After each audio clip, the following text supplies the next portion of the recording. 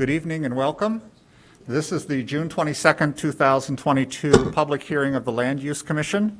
The City Code directs this body to hear applications for map and text amendments, special uses including planned developments, zoning relief, and appeals from decisions of the zoning administrator, as well as to make recommendations regarding the city's long-term planning goals and objectives.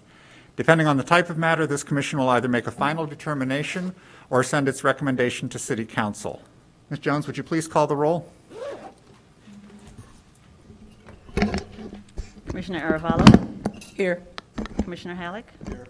Commissioner Cullen? Commissioner Westerberg? Here. Commissioner Rodenchev? Here. Commissioner Johnson? Here. Commissioner Linwall? Here. Commissioner Hugo? Commissioner Puctel? Here. And Chair Rogers. Here. With 8 members present, we do have a quorum. Also present tonight from city staff are Neighborhood Land and Use Planner Megan Jones. I don't know your title anymore, Planner? Michael Griffith. You aren't in my list of normal people. Assistant City Attorney Brian George, Zoning Administrator Melissa Klotz, and Community Development Director Johanna Neiden. This is a formal hearing. There are rules that govern our proceedings. Most importantly, only one person speaks at a time so that all testimony may be recorded accurately. Anyone who wishes to address the Commission regarding any matter on tonight's agenda will have the opportunity to do so at the appropriate time. If there are a large number of persons signed up for public comment, our rules grant the chair the right to limit the amount of time for each person to speak. Commissioners may ask questions at any time. Our procedure is to hear from staff on the documents on file and then receive testimony and other evidence from the applicant or appellant. After that, persons wishing to make a statement regarding the matter will have a chance to do so. Any person with a legal interest in property located within the defined notification requirements of the subject property may present evidence, reasonably question witnesses, or seek a continuance of the hearing. When all supporting and opposing testimony and statements have been heard, the applicant or appellant will be given the opportunity for rebuttal or a closing statement. Then the Commission will close the record and begin deliberations to consider the standards. The Commission will make a formal finding of fact based on the testimony and evidence presented, guided by the standards, the Commissioner's knowledge of our community, and the recommendations of staff. All testimony is taken under oath. Although we do not apply the strict rules of evidence, please limit your testimony to the proposal as it relates to the standards contained in the zoning ordinance and the corresponding staff memorandum. When testifying, please state your name and address for the record, and as I mentioned earlier, please sign in on the sign-up sheet. Our meetings are audio and video recorded. Please make sure that you are at a microphone when you are asking questions or making statements so that you can be properly recorded. All proceedings are subject to broadcast at a later date. Any matter not concluded at tonight's hearing will be continued to our next regularly scheduled meeting. This evening, we do have a rather full agenda with 3 items. I'm just going to take attendance. Is the applicant for 1571 Maple Avenue present? The city is representing the map amendments, and I believe Ms. Klotz is handling that one. And then the planned development at 3434 Central Street is the applicant. Applicant is here as well. At this point, I'm going to ask anybody who may be speaking to us this evening to be sworn. So I'll ask you to raise your right hand.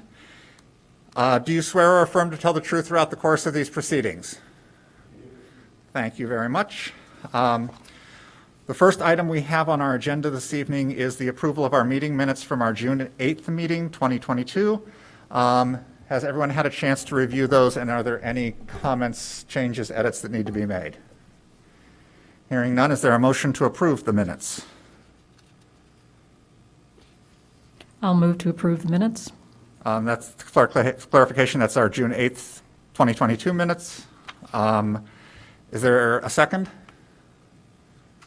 Second. I heard Puctel, since he sits closer to me. So moved by Westerberg, second by Puctel. Any further discussion on the minutes? Hearing none. All those in favor of approving the minutes, please say aye. Aye. Anyone opposed? And anyone who was not present at the last meeting and can't vote? So we have a 701. I was not at the last meeting, but I did watch the video. Okay. Yeah, our last meeting was really just a training session, so it wasn't. So with a 7, 0, and 1, the minutes are approved. And with that, we will move into the items that we have on the agenda this evening. Before I do that, can someone from staff fetch me the sign-in sheet, please, so I can see how many people we have signed up for each?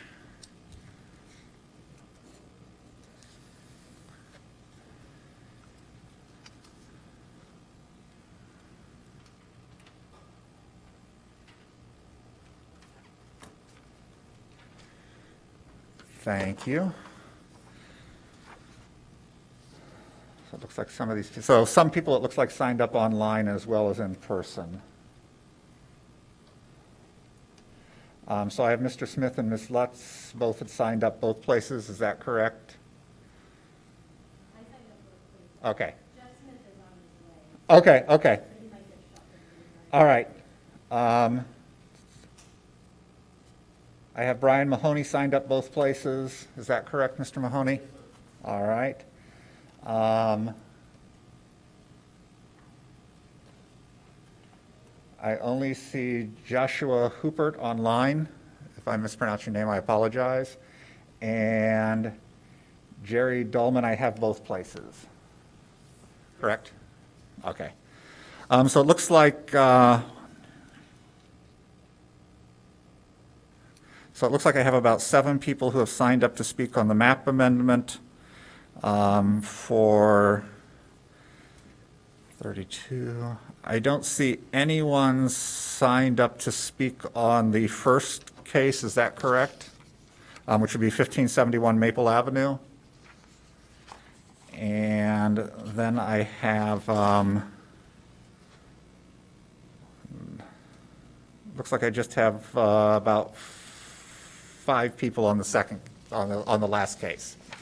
So we had discussed shifting things around, but based on the number of people who have signed up for each one, I'm going to keep the agenda in the order in which it was posted this evening. So with that, we will move to the first case, which is 1571 Maple Avenue, 22 PLND 0032. Who is the lead on this one? Ms. Jones, so if you'd like to read it into the record for us, please. 1571 Maple Avenue LLC, the applicant submits for a major adjustment to the plan development approved by Ordinance 19015 and amended by Ordinances 61016 and 147018 in the D3 Downtown Core Development District. The applicant is requesting to modify the number of required leased parking spaces from 55 to 0, terminating the existing parking lease between the applicant and the City of Evanston. The Land Use Commission makes a recommendation to the City Council, the determining body for this case, in accordance with Section 6398 of the Evanston Zoning Code and Ordinance 92021. Thank you. Would the applicant please come up to the lectern? And if you would state your name and address for the record, please. Yes, hi, my name is Michael McLean. I live at 642 Sheridan Square, Unit 2 in Evanston, Illinois, 60202. I'm also on the MWEBE committee, as well as the board of directors for downtown Evanston.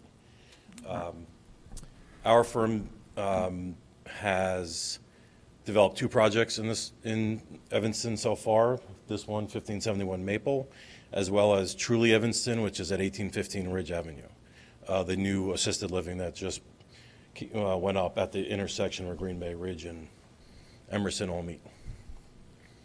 Thank you for hearing us. Yes, please tell us about the project and the major request that you're adjusting. 10 years ago, we set out to do a transit-oriented development in Evanston, which at the time did not have a transit-oriented development ordinance. So when we first sat down with staff, we worked on this project for about 4 years before it was finally approved.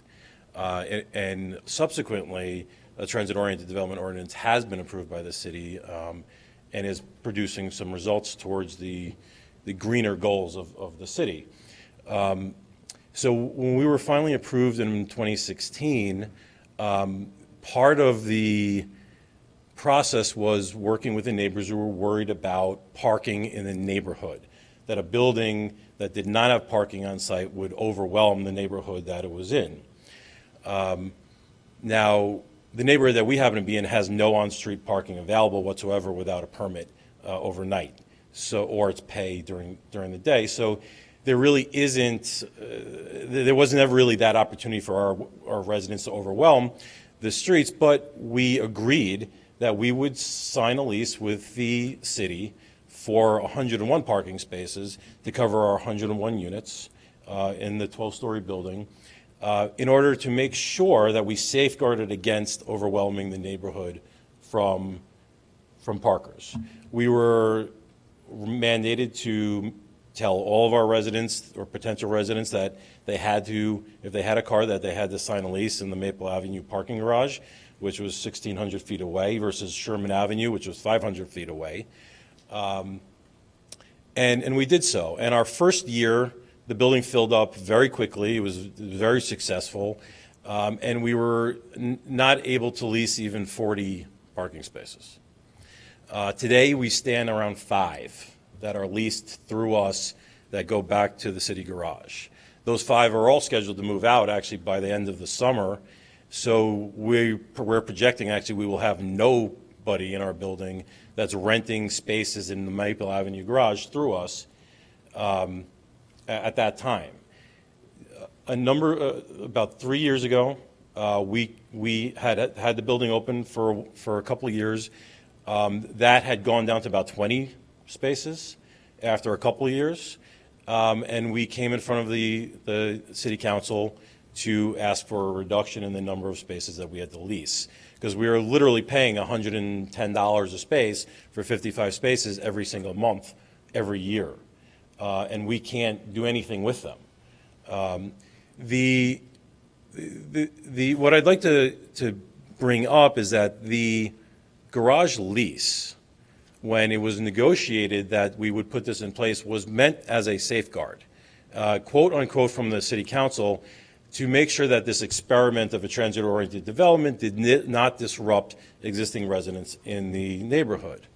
Now, at that time, we had also done a study with CNT, which is the Center for Neighborhood Technology, one of the leading parking study groups in Chicago. It's a not-for-profit. And they determined that there were actually 5,000 people living in downtown Evanston at that time without a car. So when we all looked at the 101 units, we felt like this was a self-selecting process, that E2 was parked 2-to-1, that Focus was parked 2-to-1, that there were buildings that had lots of parking, that if you needed that in your life, you could live there. But the transit-oriented development nature of not having a car and living in our city was approved, and it got national attention, including a national article in Politico, not for our project, but for Evanston's decision to follow the heart of the community towards greening Evanston and transit-oriented development. So now we're here several years later. We have not been able to lease any parking spaces.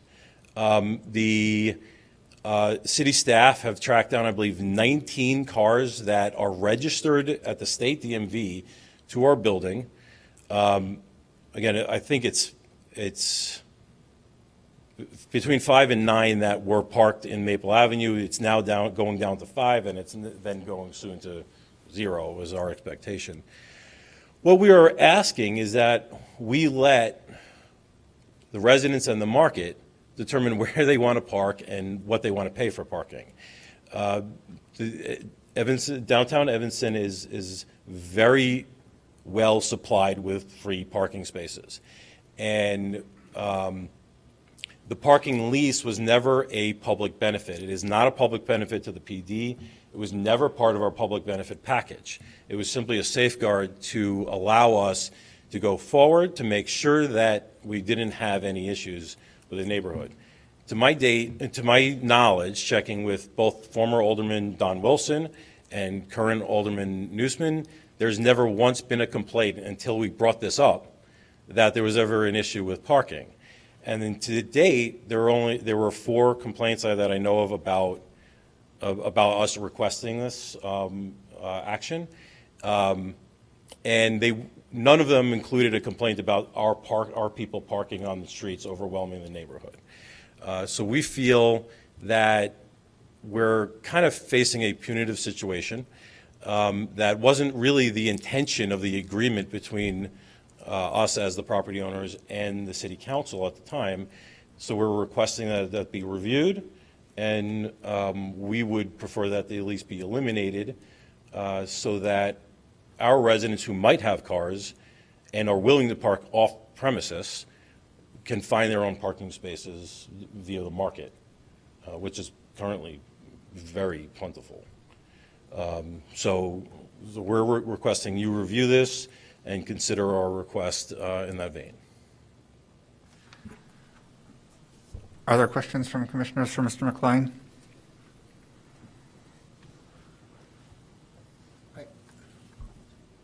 I think I have a question for staff. Is it correct that the ordinance says that if you're a TOD, in this case, this unit as a TOD project would require 85 spaces? I think I read that in the literature that we got.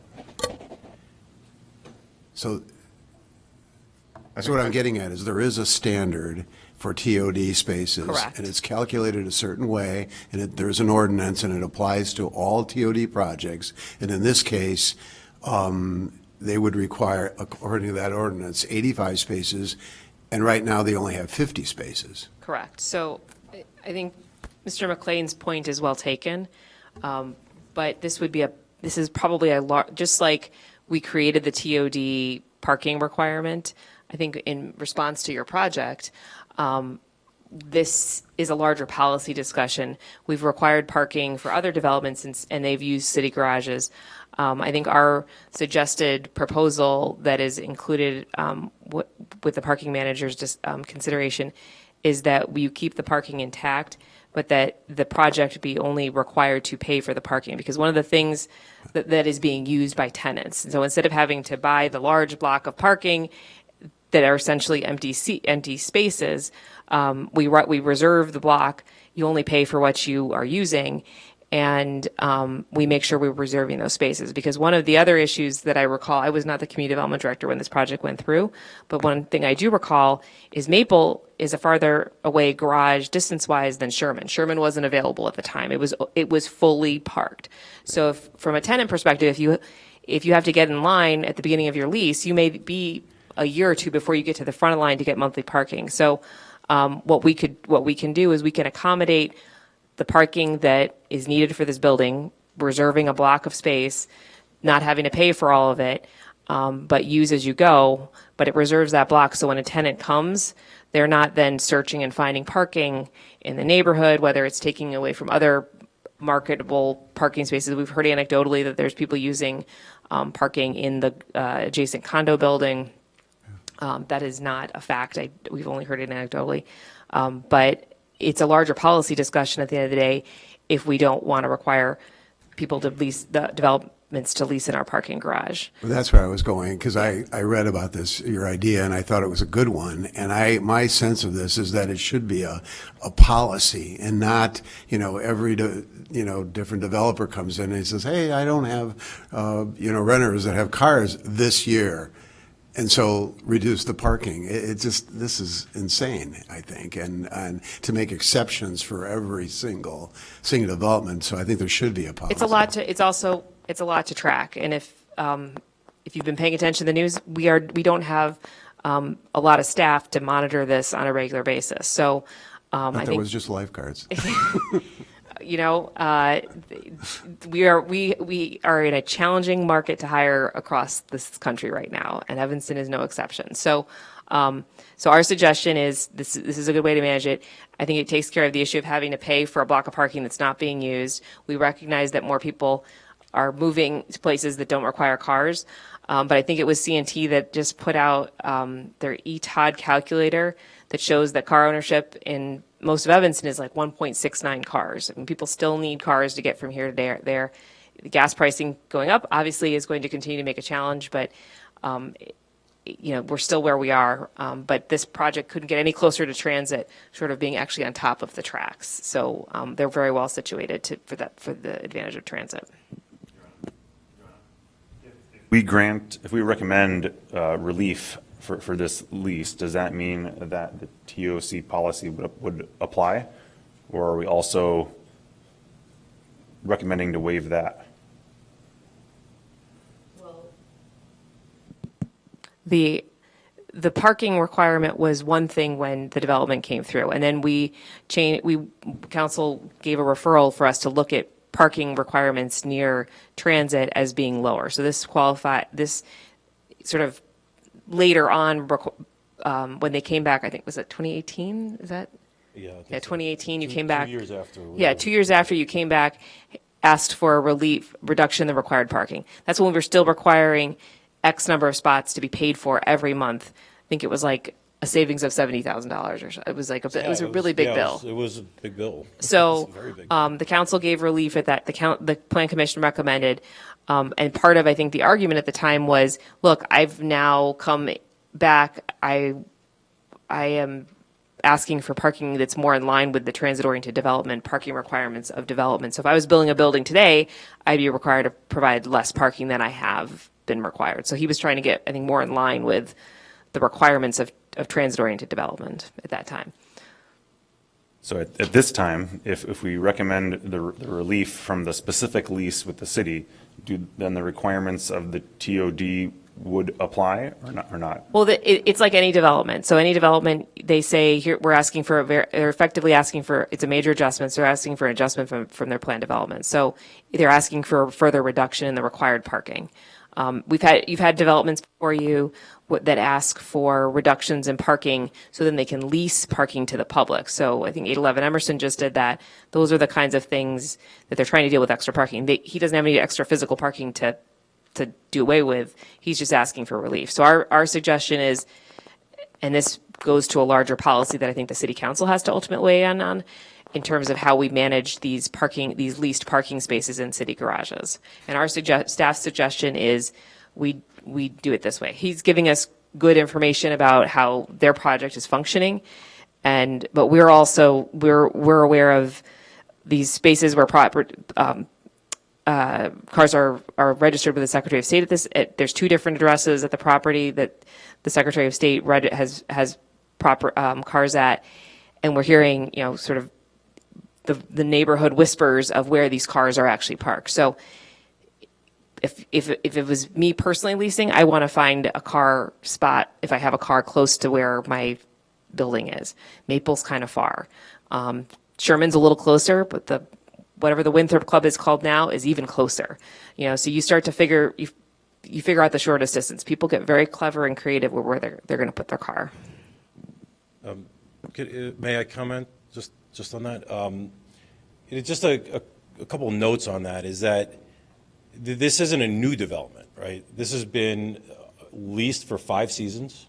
It's been 98% occupied. During COVID, we may have dropped to around 89 or something. We've never had those cars. When the opportunity to look at this, and really I think the intention to look at this at the time and now going forward is, again, a policy decision perhaps of how strongly Evanston stands behind its environmental goals, its greener goals, its transit-oriented development. And is that, what is that risk?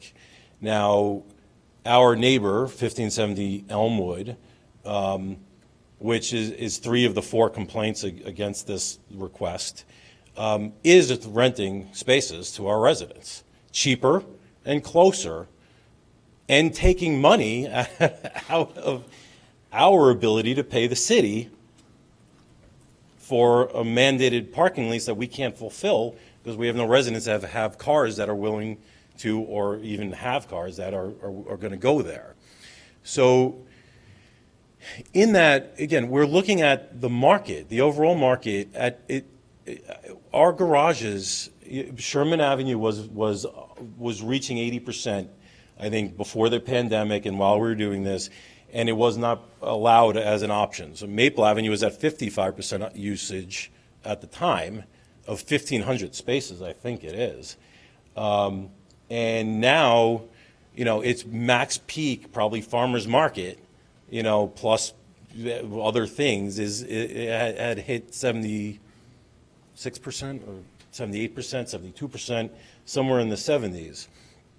But a regular basis, on a monthly basis, it's still really way down, and it's always has been. It was not the intention of this lease to support the investment in a parking garage of Evanston. It was the intention to support our efforts towards transit-oriented development in a greener way of building, reducing the amount of carbon and the amount of concrete, and the amount of rebar and steel and everything else that goes into a parking garage that is not necessary. Our neighbors probably park 2 to 1. And they're, as far as available spaces, because it was a condominium built in 2009. Now, they're probably using half of those spaces, and they're now leasing them to the public so that they can recover some of their own investment.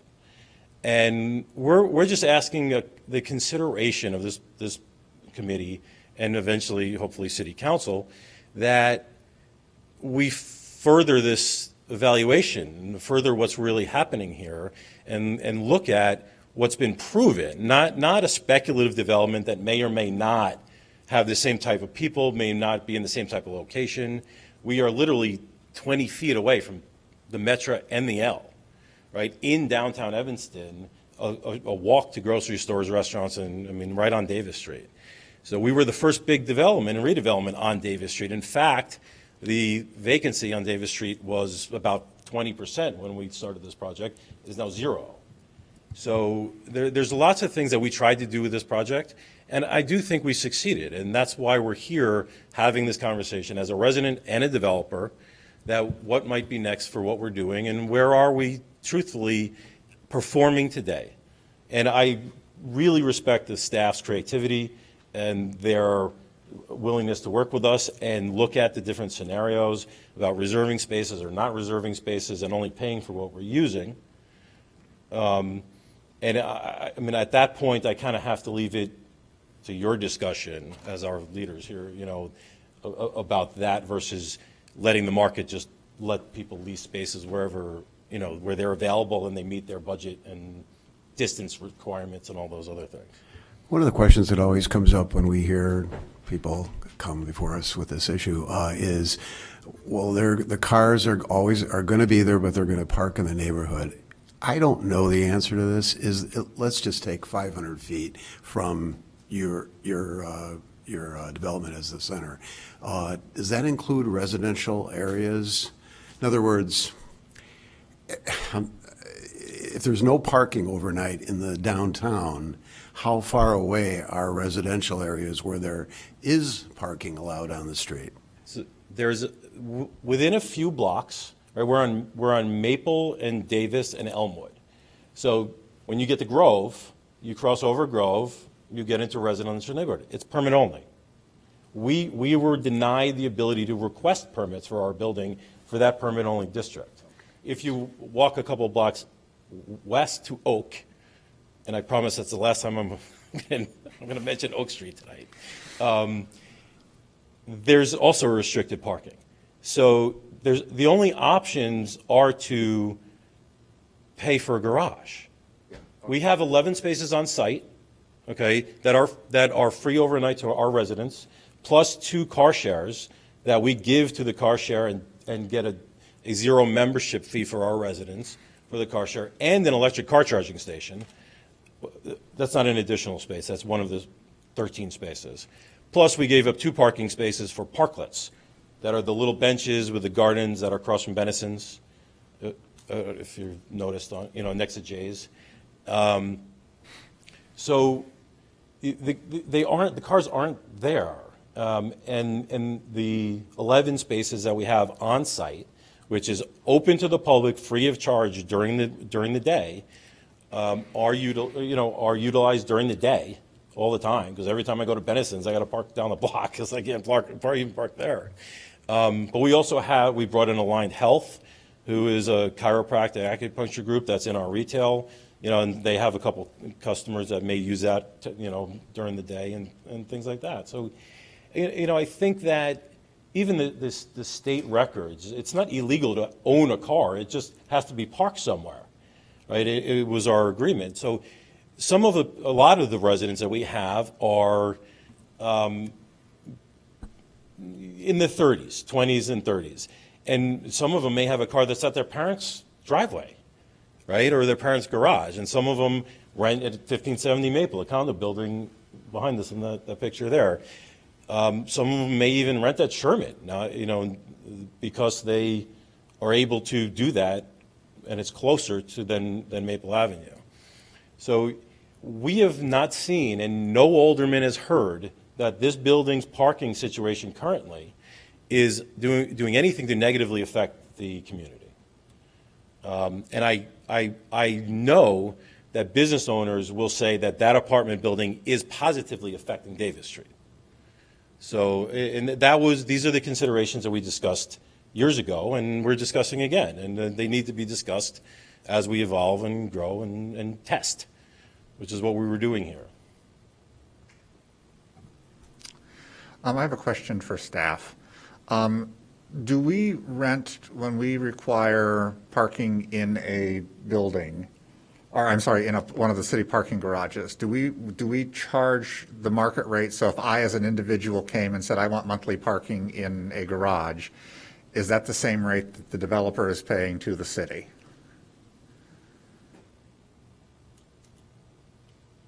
I am not the parking manager, but I'm going to play one on TV. I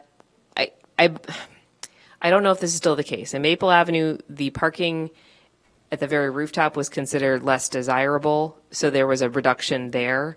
And so those were, the parking manager at the time was trying to sell larger blocks of parking, so I think he was selling those. I do think there is a little bit of a lock-in price, but don't quote me on that. Like if you buy now, your price stays the same for a period of time. I think that has been the case, but I think generally you're paying what the market, what the general public would pay. If you, Chair Rogers, wanted to get a monthly parking pass at Sherman, you would pay the same as they would be paying. Okay. So we started at $80 a month, and I think we're up to 110. Okay. Yeah, I just wasn't sure if we were giving when we sort of put developers into our parking garages that the city owns, if there was a discounted rate that we gave them, or if it was literally market rate. I think it's generally been the market rate of it. I mean, and again, I don't even know if that gate is still up on Maple for that nested upper parking. I think it turned out to be, it might have been more challenging to maintain than originally thought. But generally, yeah, it's the market rate because the cost of maintaining and the garage stays the same. Right, right. Well, sir, what is the rate per space you pay to the city? I think it's currently $110 a month in Maple. I think Sherman, so when we made this arrangement, all the parking in Evanston was basically flatlined. The two garages were the same regardless of usage, and the parking lots were kind of all the same regardless of usage. After this agreement, Evanston did a parking study and they adjusted, and Sherman Avenue, the Sherman parking garage went up from like 80 to 120 like in that year. Maple stayed about the same, but since then, Maple has been constantly coming up, even though we still don't have anybody there. So that 110 is fixed per contract? It's per month, available to be changed any time the city decides to change it. Right. But the rate you're charging your tenants is fluctuating? We're generally losing money. We're generally discounting it to get them to take the space. So would you say that the rate you're charging your tenants is below market? Yes. I mean, any recovery for us is some recovery. I mean, Are there additional questions for Mr. McLean? I have just one question. So, given the fact that you have been able to decrease over time the number of parking spaces, and given the fact that the city is not always certain what the parking need is going to be from year to year, are you opposed to the compromise which the city has offered, which seems to give you some leverage in only paying for the things you need to rent for your tenants? I'm not outright opposed to a compromise of that nature. I do have to say that I think we have some more discussion of practically how that works and things. But I think it would be cleaner to not have that requirement. I would if we do go that direction, I do strongly request that it's Sherman Plaza, not Maple Avenue. And that we, you know, and we work together to figure that out before City Council has to make a final decision. And again, I'm not trying to interfere in policy decisions and you know, necessarily influence policy, so to speak, but this project was kind of like there. I mean, that was like what it was at the time, you know, and it did. And I think we all benefit from it, you know, from the advances that we've made since. So I prefer not to have that situation, but we certainly are willing to continue to work through the details of that. I have several questions. First of all, right now there's the 2-hour time limit during the day. How is that monitored? Do you actually, you know, because I read through the some of the ordinances, and basically it suggested that you'd have people towed if they, you know, overstayed their welcome. And, you know, I looked at it, you know, actually I visited your parking lot twice today, once around 2:30, and then the second time was, you know, on my way, you know, coming before the meeting.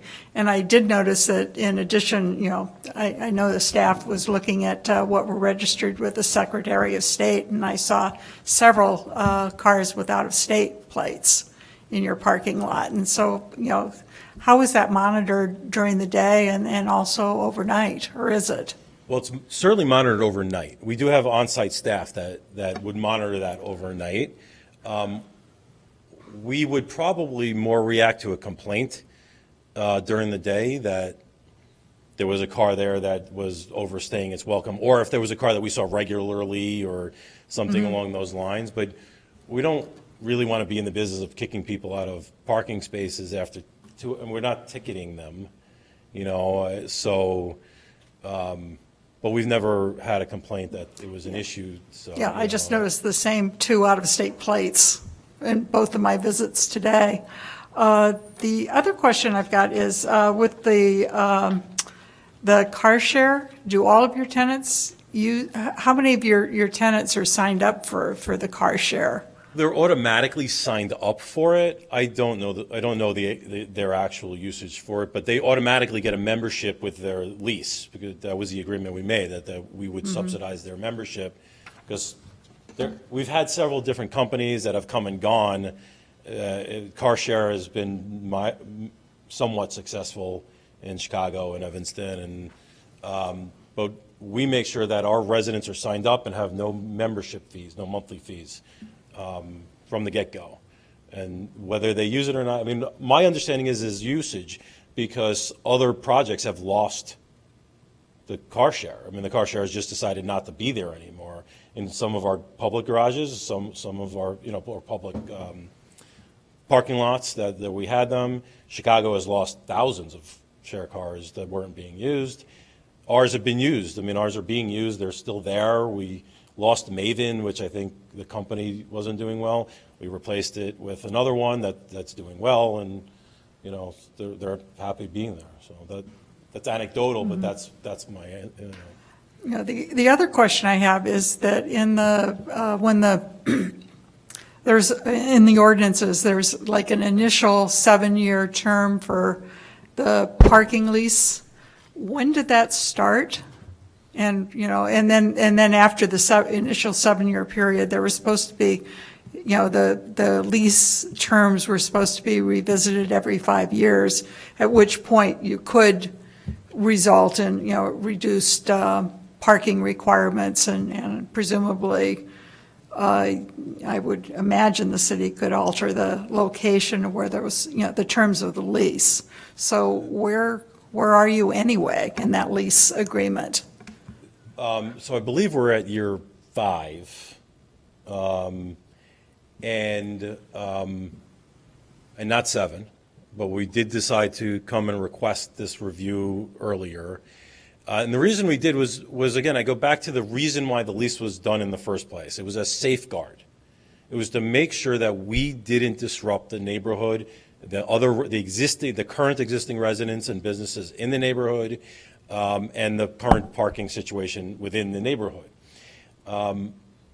We now have many years, and not just 7, but 7, I think, was negotiated between 5 and 10, where to get history, right? So that's where 7 came from, I believe.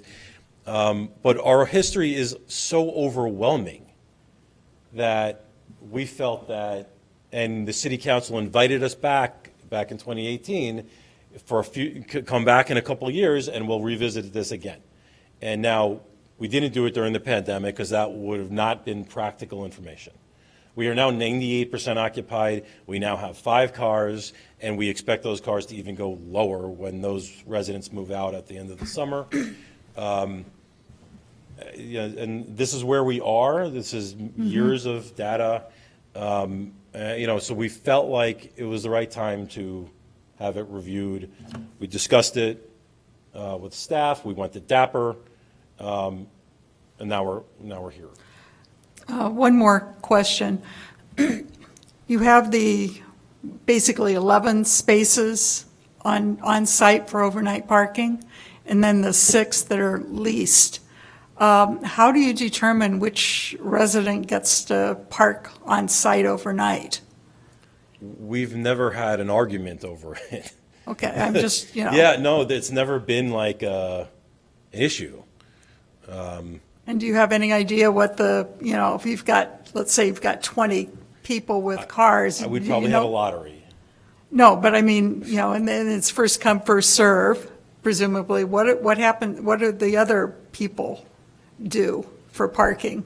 Well, they have to have an off-site parking space. So whether that's their parents' garage or Maple Avenue garage or Sherman Plaza or our neighbors to the south or across the street or whatever, that they have to park somewhere. They can't park on the street. Literally, they physically can't. So they have to park the car somewhere. And they've determined where each of them are going to park their cars, and the neighborhood has never complained once.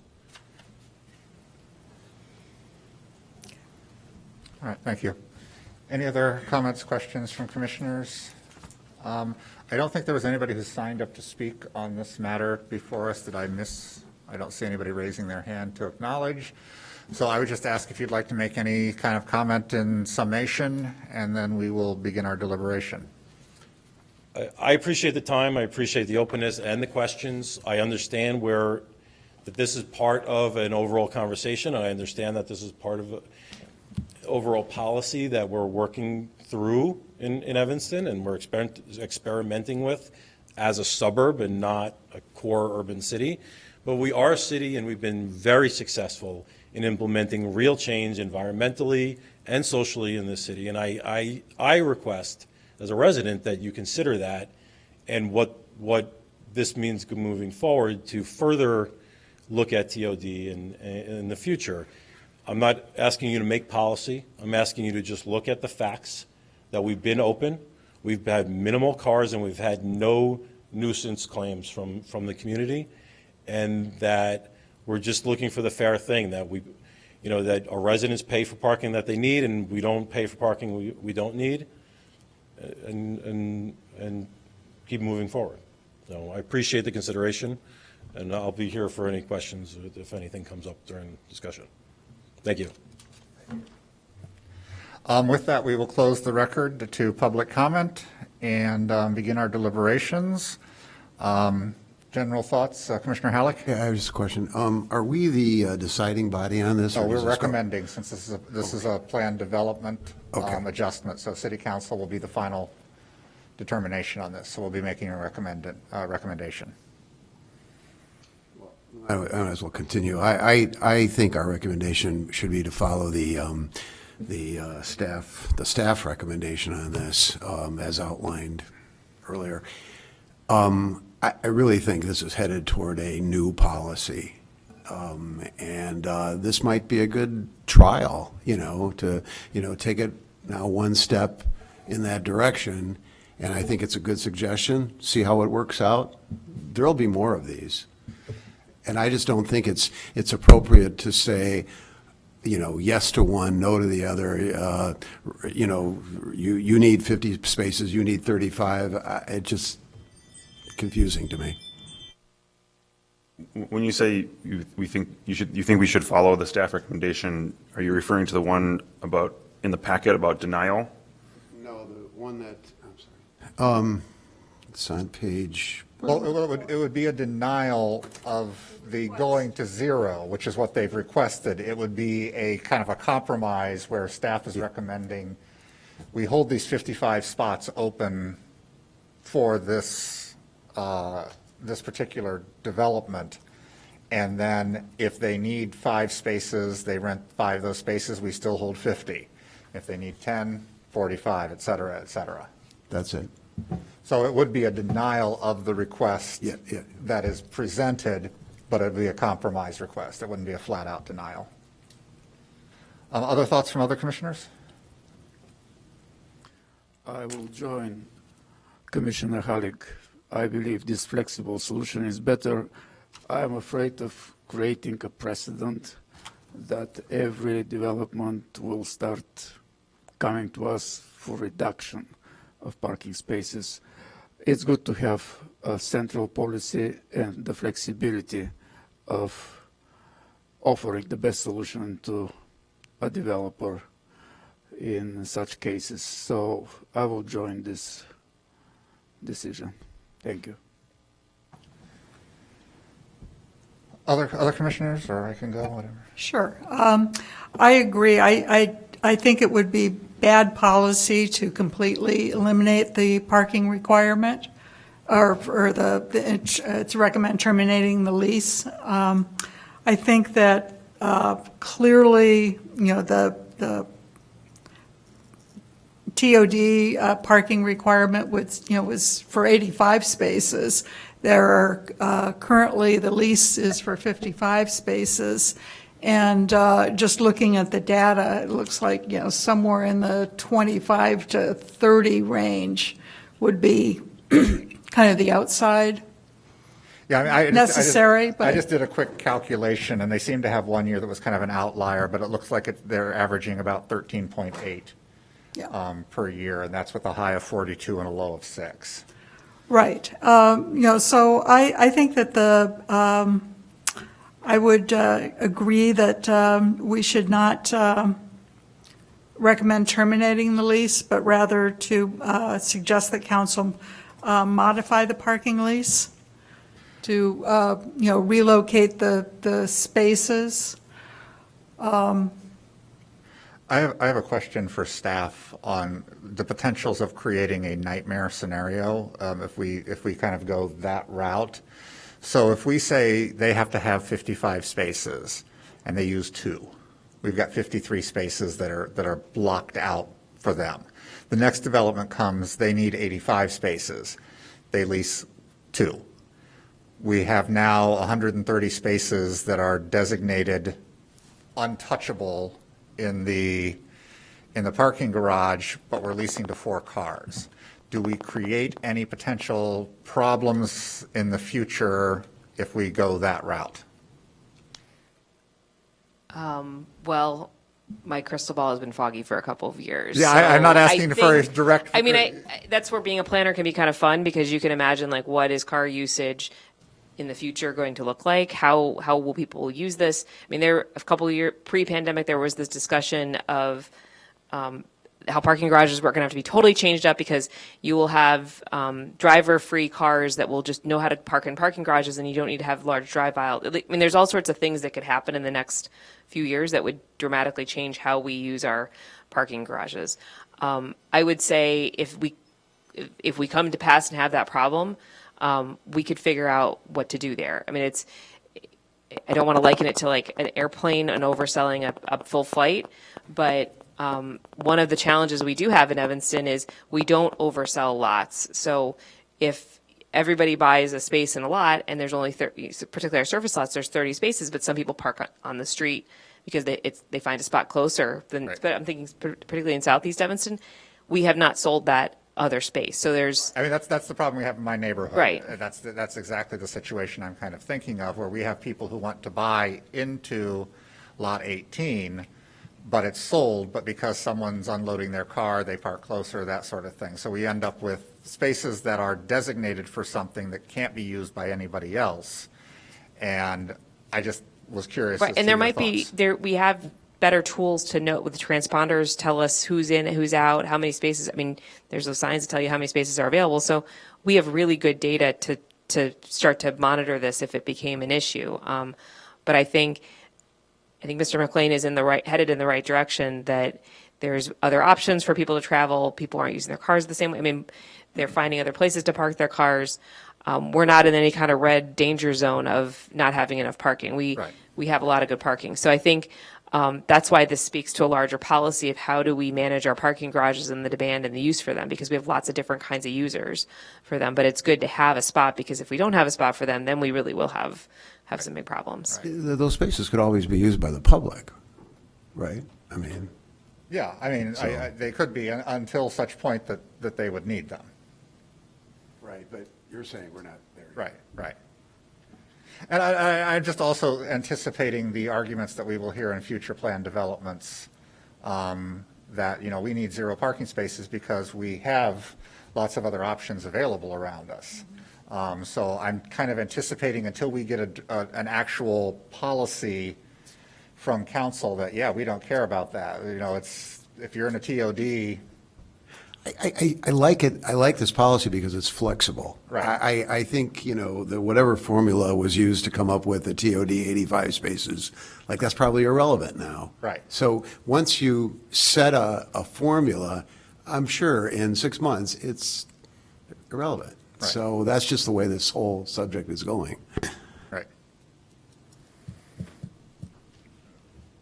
Anyone else have any thoughts? Commissioner Westerberg? I'll only say that because this is the 5th year and there is a 7-year lease, it doesn't seem to me to be onerous for the applicant to go through at least another 2 years with hopefully some compromise with the city and see how the data really does shake out after those full 7 years. All right. So we have standards. I'm guessing that I'm using the special use standards on this. So this has to maintain all of the plan development standards. Well, And if you could pull up we're not using our new plan development standards, so it's the big, long paragraph that says. Yes. Is this nice? Do you have that brought up? Because I don't have that in my packet. So that's at the end of this one. And I'll never be able to read that. While you're pulling that up, I'm going to go ahead and go through the special use standards. Okay. Since we have those. In order to approve projects or amendments in this case, or adjustments in this case, there are 9 standards for a special use, and we must find that all of those standards are met. This should go fairly quickly because it's basically a built building, so lots of this stuff will not really apply in the same way. Number 1 is that it is one of the special uses specifically listed in the zoning ordinance. The building exists as it is, with the parking that it has, and it is a residential unit, and that is one of the standards that is permitted in our downtown area, so that standard is met. Number 2, it is in keeping with the purposes and policies of the adopted comprehensive general plan and the zoning ordinance is amended from time to time. Again, this particular project already exists. The thing that we've been kind of talking about here is the off-site parking. And you've also heard us discuss a lot of it as being policies that sort of need to be somewhat formulated by City Council. We're not a policy-making board. We sort of follow what City Council outlines as the greater vision for Evanston. So I believe that standard is met. Number 3, it will not cause a negative cumulative effect when its effect is considered in conjunction with the cumulative effect of various special uses of all type in the immediate neighborhood and on the city as a whole. We've heard testimony from the applicant that 6 cars are currently using the system, and those all 6 of those are anticipated to be leaving sometime within the very short future. That most of the people who are renting here do tend to have other accommodations for their vehicles. So I believe that we may see 1 or 2, up to 6 cars even kind of pushed out, but that they would be easily adapted or adopted at different places within the surrounding neighborhood. City street parking is not permitted in the immediate adjacent area, and it sounds like the closest residential parking is permit only, and these residents are not eligible. So I think this standard is met. Number 4, it does not interfere with or diminish the value of property in the neighborhood. Again, we're talking about a very small change in the plan development as it was approved by City Council. I believe that standard is met. Number 5, it can be adequately served by public facilities and services. Changing the parking doesn't really affect anything in the public facilities and services, so that standard is met if it's even applicable. Number 6, it does not cause undue traffic congestion. Again, we're talking about the cars that are parked, not cars sitting on the city streets or trying to pull in and out of parking garages. So that one, I believe, is fine. It is met. Number 7, it preserves significant historical and architectural resources. There is no change being proposed to any building or any structure in the downtown area, so that one is met if applicable. It preserves the significant natural and environmental features. Again, the building exists in its current condition. There's no proposed change to the building. That standard is met. And number 9, it complies with all other applicable regulations of the district in which it is located and other applicable ordinances, except to the extent that the regulations have been modified through the plan development process or the grant of a variation. Again, this was a plan development. It's already gone through that process. What we're adjusting in the plan development paperwork is really removing the leasing requirement for 55 spaces and adjusting that so that 55 spaces would be held open for this particular developer, but they would pay for spaces that they lease on an as-need basis as opposed to something that they would pay for all 55 spaces up front every month. Is everyone in agreement with my standards on the special uses? And then I'm going to, if you bring that up, I'm going to slide over and try to read this off your computer. The standard for a plan development, we've actually adjusted this, but it's not been approved by council yet to actually have real standards. So this is the standards that we have. As a special use, plan development involves such special considerations of the public interest that it shall be required to adhere to the specific plan development standards established in the zoning district in which it is located. Compliance with the standards shall govern the recommendations of the Plan Commission, which actually now is the Land Use Commission, applicable to a plan development and the action of the City Council in order to ensure that an approved plan development is in harmony with the general purposes and intent of the zoning ordinance. The Land Use Commission shall not recommend approval of, nor shall the City Council approve a plan development unless each shall determine based on a written finding of facts that the plan development satisfies the specific standards established in the zoning district in which the plan development is located. So basically, this is an existing plan development. We've had some discussion about the parking requirements, which is one of the things that we always consider when addressing a plan development. It sounds like by making a small adjustment here and requiring that 55 spaces be held available, although the developer, the property owner at this particular property, would only be required to pay for parking spaces as they are needed. So I believe that that standard has been met. The next section, each plan development shall be compatible with the surrounding development and not be of such a nature or height, bulk, or scale as to exercise an influence contrary to the purpose and intent of the zoning ordinance. Again, the building exists. We are not changing anything that involves any of those height, bulk, or scale. So that standard is met. Number 2, each plan development shall enhance the identity and character of the downtown by preserving, where possible, character-giving buildings, enhancing existing streetscape amenities, maintaining retail continuity in areas where it's prominent, strengthening pedestrian orientation and scale, and contributing to the mixed use of the vitality of the area. Again, the building exists as it is. That's going to be my answer for a lot of things, and that we're only talking about the parking, and that's not something that comes into play here. Number 3, each plan development shall be compatible with and implement the adopted comprehensive general plan as amended. the plan for downtown Evanston as adopted land use or urban design plan specific to the area, the zoning ordinance, and any other pertaining city planning and development policies. Again, we're talking about a TOD here. This is something that may come up in the future with City Council giving more direction on exactly what their policy what the policy they would like us to follow moving forward, but I believe this is met as is.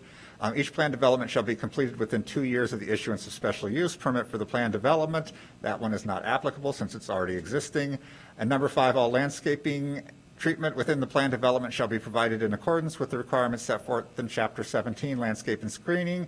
We're not addressing anything having to do with landscaping or screening. That's just the parking that we're looking at, so that one is met.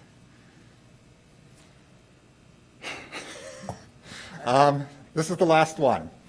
Walkways developed for a planned development shall form a logical, safe, and convenient system for pedestrian access. I'm just going to shorten these. That's not affected here. The location, construction, and operation of parking, loading areas, and service areas shall be to avoid adverse effects on residential uses. Again, all of those things, we're talking about parking, but we're talking about parking that's off-site, not parking that's located on the property, so that one doesn't really apply. Principal vehicular access points shall be designed to permit smooth flow of traffic for controlled turning movements and minimum hazards to vehicular or pedestrian traffic. Again, the area we're talking about is things that are located off-site. The plan development shall provide, if possible, for underground installation of utilities. That one is not applicable. Number 5, for every plan development, there shall be provided a market feasibility statement. I would hope after 7 years that we already have one of those that was done at the time the building was constructed. Number 6, for every plan development, there shall be provided a traffic circulation impact study. Again, there's no change to the parking on site.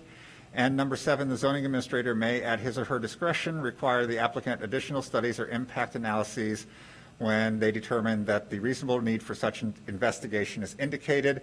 That standard is not met again because we're dealing with an existing one. And again, City Council will provide, hopefully at some point, more direction on what they would like the policy to be for TODs.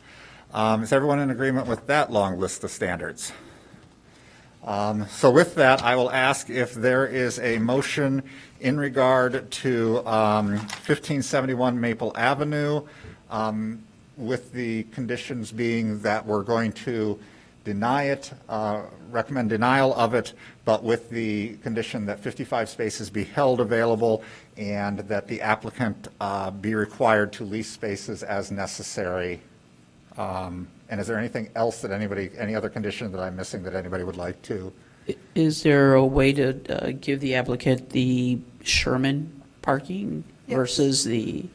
I think so. That would be part of the, Do we have 55 spaces in Sherman that we can identify? Ms. Nyden? You seem to have lost something over there. A very challenging electrical situation at this desk. The question was that do we have parking spaces in Sherman? Yes, so we could shift them to Sherman we from do. Maple. Yes. Parking Okay. manager said yes. All right. So that would be, I'll make the I think that would motion. be favorable for everyone would be in favor of that. Okay. Would you like me to make the motion? If you'd like to make the motion, I that'd will be fine. try. With respect to the proposed major adjustment of a planned development, 1571 Maple Avenue, 22 PLND-0032, the Land Use Commission recommends that the number of required lease spaces not be reduced, but that the parking lease be modified to relocate the 55 parking spaces currently leased at the Maple Avenue parking garage to the Sherman garage, and only charging the rental company for the parking spaces that are utilized, rather than the entire 55 spaces. All right. Second. It's been moved by Lindwald, seconded by Puchtel. Is there any further discussion? If not, we can just do a voice vote, right? No. You want to do a roll call? Okay. So if you'd call the roll, please. Commissioner Aravallo? Yes. Commissioner Halleck? Yes. Commissioner Westerberg? Yes. Commissioner Renchev? Yes. Commissioner Johnson? Yes. Commissioner Linwall? Yes, Commissioner Puchtel? Yes. And Chair Rogers. Yes.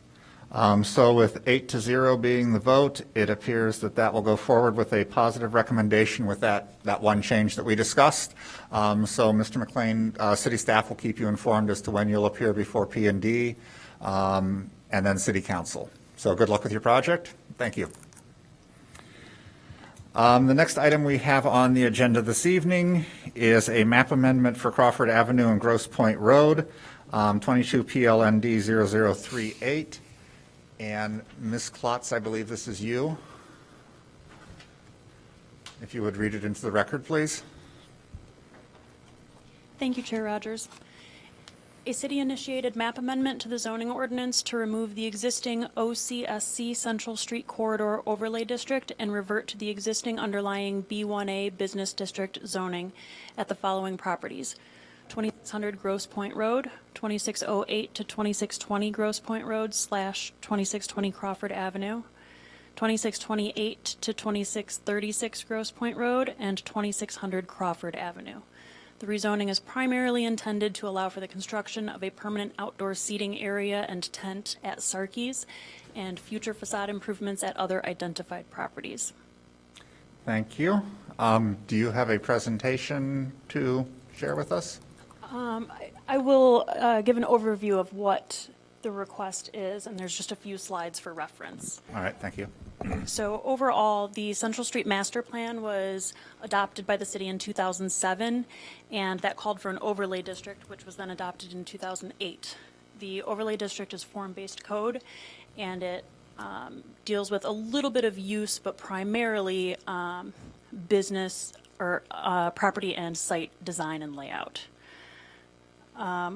Of the properties identified for the rezoning, it's a total of 7 parcels and 4 existing businesses within the city. The area was previously, prior to the adoption of the master plan, it was zoned C2 commercial, and the master plan called for it to be rezoned to B2. In the end, when everything was adopted and approved, it was instead rezoned to B1A as well as the overlay district. The staff memo explains that overall the downzoning to B1A as well as the overlay district together created a problem for these specific properties. Specifically, the B1A district allows for less than half of the density of the B2 district, and it also limits buildings to a little bit less height. Probably the most significant issue for these properties with the overlay is that these properties have more than one street frontage, and the overlay district has a requirement for a 30-foot pedestrian area, and that eats into these properties so much that if any of these properties were to try to either redevelop or make significant building or facade improvements, that would trigger that 30-foot setback and improvement. And for instance, on the Sarkey's lot, that amounts to 1/3 of the total lot size.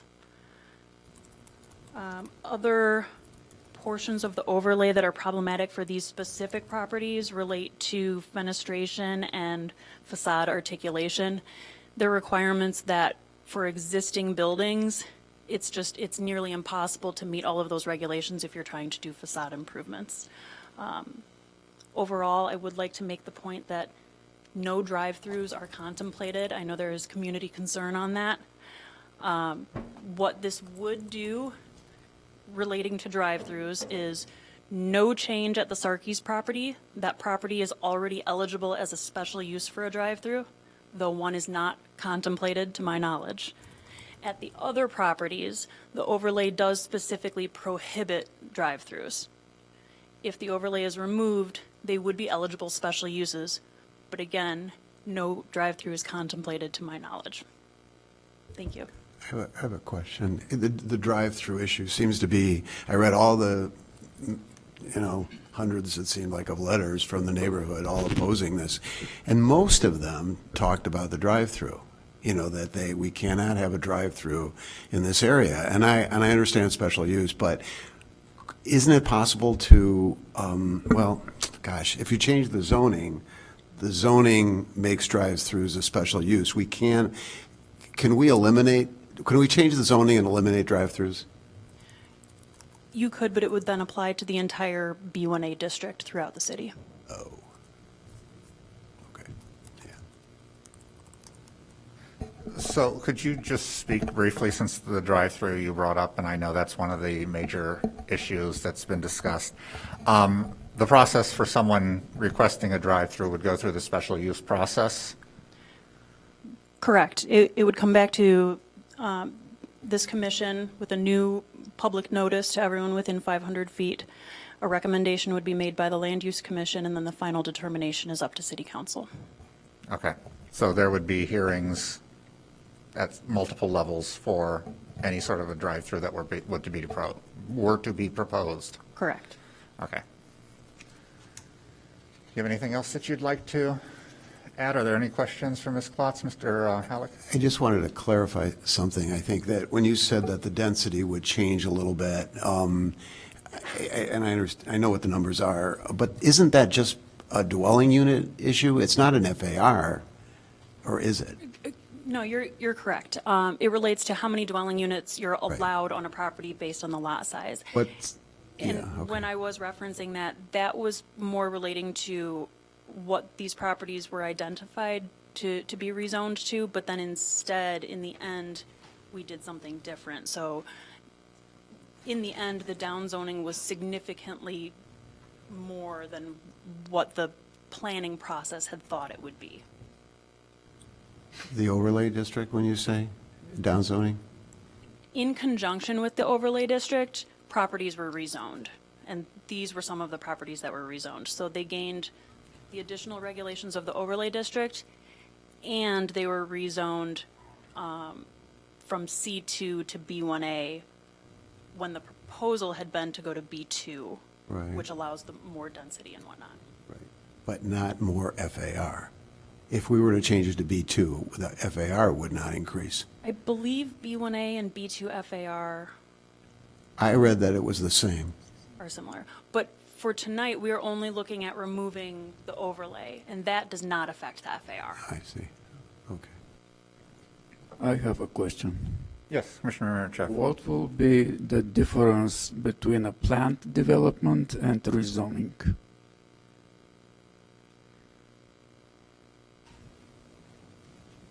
A planned development could occur either way.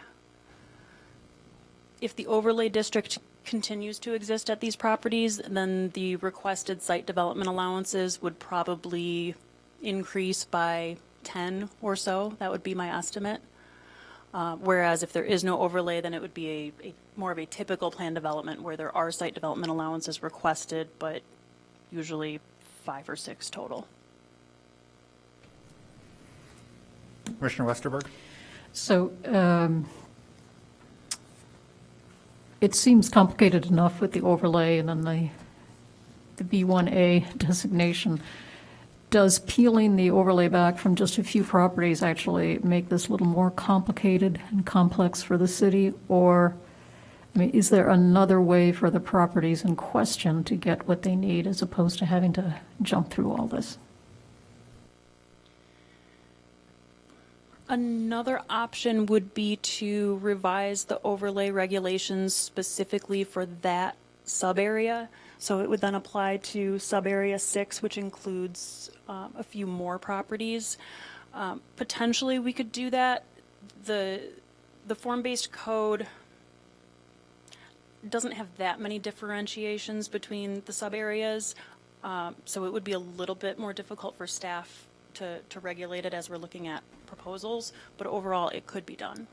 But it would affect more properties.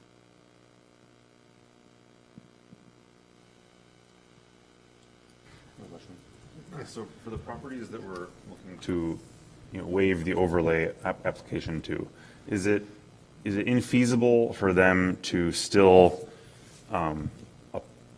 apply for development and be granted leniency in those proceedings in regards to the parts that are currently restrictive, as opposed to going this route? Why are we going this route rather than letting them apply and granting them exceptions on a case-by-case basis? In theory, any of these property owners could come and apply for variations to all of these regulations. For these properties, it's so significant on the relief they would need that it basically shows that the planning and zoning done to it was not appropriate. If a property is looking at modifications that in general are appropriate and say everyone in the room feels is appropriate, but it's triggering 15 to 20 variations, there's a problem with the regulations. So I would just piggyback on that we have a council that has expressed that they want projects that come before this community to respect the underlying zoning. That's sort of the phrase that we hear over and over again. So when we bring projects come to us and say, oh, well, I think there's one right now that has like 10 variances. That doesn't seem like a very suitable project because it doesn't fit the zoning, and the zoning is the rules in which we're asking people to operate and use the land. So that's where I think of the precedent-setting nature of this too, that opens the door for anybody who doesn't like the zoning code can come forth and ask for 6, 7, 8 variances on their properties. And we've often been able to walk people back. We have had projects come forth, they're single-family homes that have very, very many variances, and we say, this is really not, you can't do this. Because where do you draw the line? There's nothing particular to the property, so that's where we kind of land on that. And just to clarify, where did this recommendation come from? staff is aware of zoning violations at the Sarkees property relating to the tents that are there, and we were asked to find a business-friendly way of addressing that. By whom? By Councilmember Suffredin. Thank you. All right. Any other questions for staff before we hear from the public? And again, just why these specific properties along with Sarkis? These properties were specifically identified because they are at the very edge of the entire Central Street overlay. They somewhat front Central Street, but also don't. So more of a transitional change at that point. Correct, and then specifically because they have multiple street frontages, that's what makes those overlay regulations so much more difficult for them. I'm not saying what we should do here, but I would say if you drive through that area, this area is very different than Central Street, very different. And I'm actually shocked that it was made part of the overlay district. All right. At this point, I do have I have 8 people who have signed up. So I'll just call your name, and if I mispronounce your name or can't read your writing, please forgive me in advance. Can I ask a question? I did sign up just late. Is it possible if I sign up late to be not up here, or is it just if you sign up incredibly? What is your name? Peter Rosehound. And can you spell your last name for me? ROOTHAN. All right. So I have 9 people who have signed up to speak. So what we do, our typical procedure is we hear from the people who wish to speak to us tonight. If you have a request for a continuance, we hear that at the end. And I would advise you, if you're going to request the continuance, to kind of hold your powder until we decide whether or not a continuance will be granted.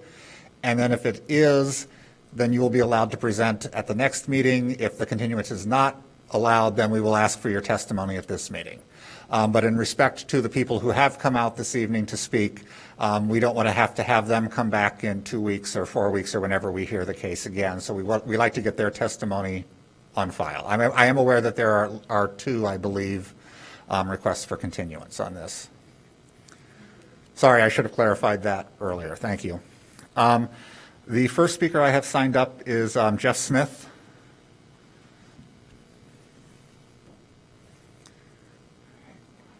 And I'm going to kind of keep an eye on time since we have a lot of speakers and a lot to get through. I'm going to allow everyone about 3 minutes, but feel free to, if you know, we don't want to have long presentations here. So Well, okay, you're talking about a map amendment. we are talking about a map amendment. I'm talking about 8 people and another planned development we have on the record for this evening. Okay, well, I have a written statement, and Melissa, I don't know if you were ever able to get that. Okay, I'll give you a copy for the record. There's one which you guys can pass down. Thank you. I mean, literally thousands. My name's Jeff Smith, and I've lived in North Evanston for 32 years. I'm currently the president of the Central Street Neighbors Association, but this is primarily my testimony, except the extent it reiterates Central Street Neighbors' position, which is that we're opposed to the map amendment, and we were deeply involved in the process in 2007, 2008 that led to this. 3 minutes is really inadequate because of the amount of time that went into it, literally thousands of hours in 2007, 2008. The change to this sub-area, the 2 things you have to keep in mind is that this was not resident-driven. If it was up to the residents, keeping it as commercial would have been just fine. It was staff of the city, at the behest, I believe, of developer, that wanted to change it to a business district. Second, it was not a downzoning, because the old FAR kept it essentially at 1 story. Now, that 1 story could be 30 feet tall, like a Toys R Us or something, but it was not multi-use development. Somebody wanted multi-use development, not the residents of the neighborhood. The residents felt that because of the high traffic volumes, the geometry of the intersection, horrific crashes. I've personally seen cars turned upside down from the velocity of the impacts. You've got people who essentially still feel they're coming off the Edens. You've got nearly a mile or 2 of Grosse Pointe that only has 1 stoplight at Old Orchard before you get to that. You've got a dip and then a rise where you've got a blind spot that's created at the intersection. So horrible things can happen, and filling that intersection with more pedestrians didn't seem like the best thing in the world to do. It was recognized that there were already existing obstacles to sight lines because of the changes in elevation, the sticking out of the CVS property, and the bizarre, beloved but bizarre Little Island hot dog stand, which, and if you filled it with multi-use buildings, it would turn it into essentially something like 6 corners, only with a hot dog stand in the middle of it, and nobody thought that was really a good idea. So the compromise that was worked out was that, okay, we'll turn it to multi-use, but we'll call it B1A, but we'll give it the height of a B2, so it's like a B1A plus. Everybody agreed, and the residents never claimed that this should be treated like the Crown Jewel section, you know, of Hartree and Prairie or the far east portion of Central Street. So that was essentially how it happened, and it was done for primarily the setbacks that you see were on purpose. The idea that these setbacks are a problem, so we're going to deal with it by having less setback than anywhere else in the Central Street District seems absurd. The idea that you're going to respect zoning by getting rid of the zoning completely seems also kind of turning it on its head. I urge you to take the time to consider the photos, and I could come back with a hour-long slideshow. Literally, it's gigabytes of stuff on my hard drive. There were 4 community workshops involving hundreds of person hours, people working on this. Unfortunately, most of the staff that was here and involved at the time, Bill Dunkley, Tracy Norfleet, they're not here anymore, so I have to show up. It's not ancient history, though. When you put zoning in place like that, I think it should be kept for a while. The feeling was that someday Little Island isn't going to be there. Someday CVS is going to make a major change with what it's going to do with the property. Someday somebody's going to realize, gee, I could do something more productive with the parking lot next to Sarkis or that empty lot than what's being done. And then at that time, we would turn it into more of the gateway to North Evanston that everybody thought it should be. If you were starting from scratch, you probably have a fountain in the middle, maybe a rotary. There's space for that if we don't build it to the seams with multi-use buildings. No planner in their right mind would say, well, let's put a hot dog stand in the middle of it, as much as we love Little Island's dogs. So I won't reiterate all of the statement that I've given, but I urge you to take that into consideration. I think it will need additional time, especially after you hear from the other residents here. But given that the zoning was put in place at staff behest, that the setbacks and exist for traffic reasons primarily and for public safety, and that we're talking about adding a school, you know, not very far from this very intersection, and that there's a purpose to zoning and should not be changed. To go and change it without doing impact studies, without doing traffic studies, would be, I think, arbitrary and capricious. I appreciate all your time, especially after the merger of the Plan Commission with the Zoning Board of Appeals. They're two different functions. Folks who signed up to do planning work are now being asked to do zoning work. People who signed up to do zoning work are now being asked to do planning work. They're two different standards. I hope they don't get confused in the process. But there are property rights and a lot of community investment at stake in this decision. Thank you.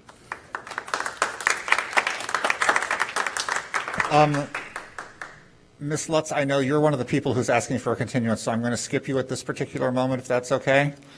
The next speaker I have is Al Turovitz. Okay. If you would come up, please, and tell us your thoughts. Okay. I'll be. State your name and address. My name is Alan Turovitz, and I live at 3430 Isabella. I live at the back end of Lovelace Park. Every day I drive quite a few times down Grosse Pointe, Crawford, and Central. And my main point, well, maybe I should say this right off the bat. About 20 years ago, I had an accident at that intersection of Grosse Pointe and Crawford. The sight lines there are very bad. I was making a left turn, and fortunately nobody was hurt. 5 o'clock in the afternoon every day, I wish somebody would come out and take a look at the traffic around the Hot Dog Island area. You've got people going east and west and north and south, and that intersection gets so congested that you actually have to sit through one light to get to another light in order to get through the intersection. I think that we should keep the zoning ordinance as it is. We should allow a variance for Sarkis if we can, but I don't really think it's going to serve the neighborhood that well to open this up to potentially higher traffic areas. So that's my say. Thank you, Mr. Turovitz. The next speaker I have is Sigrid Pilgrim.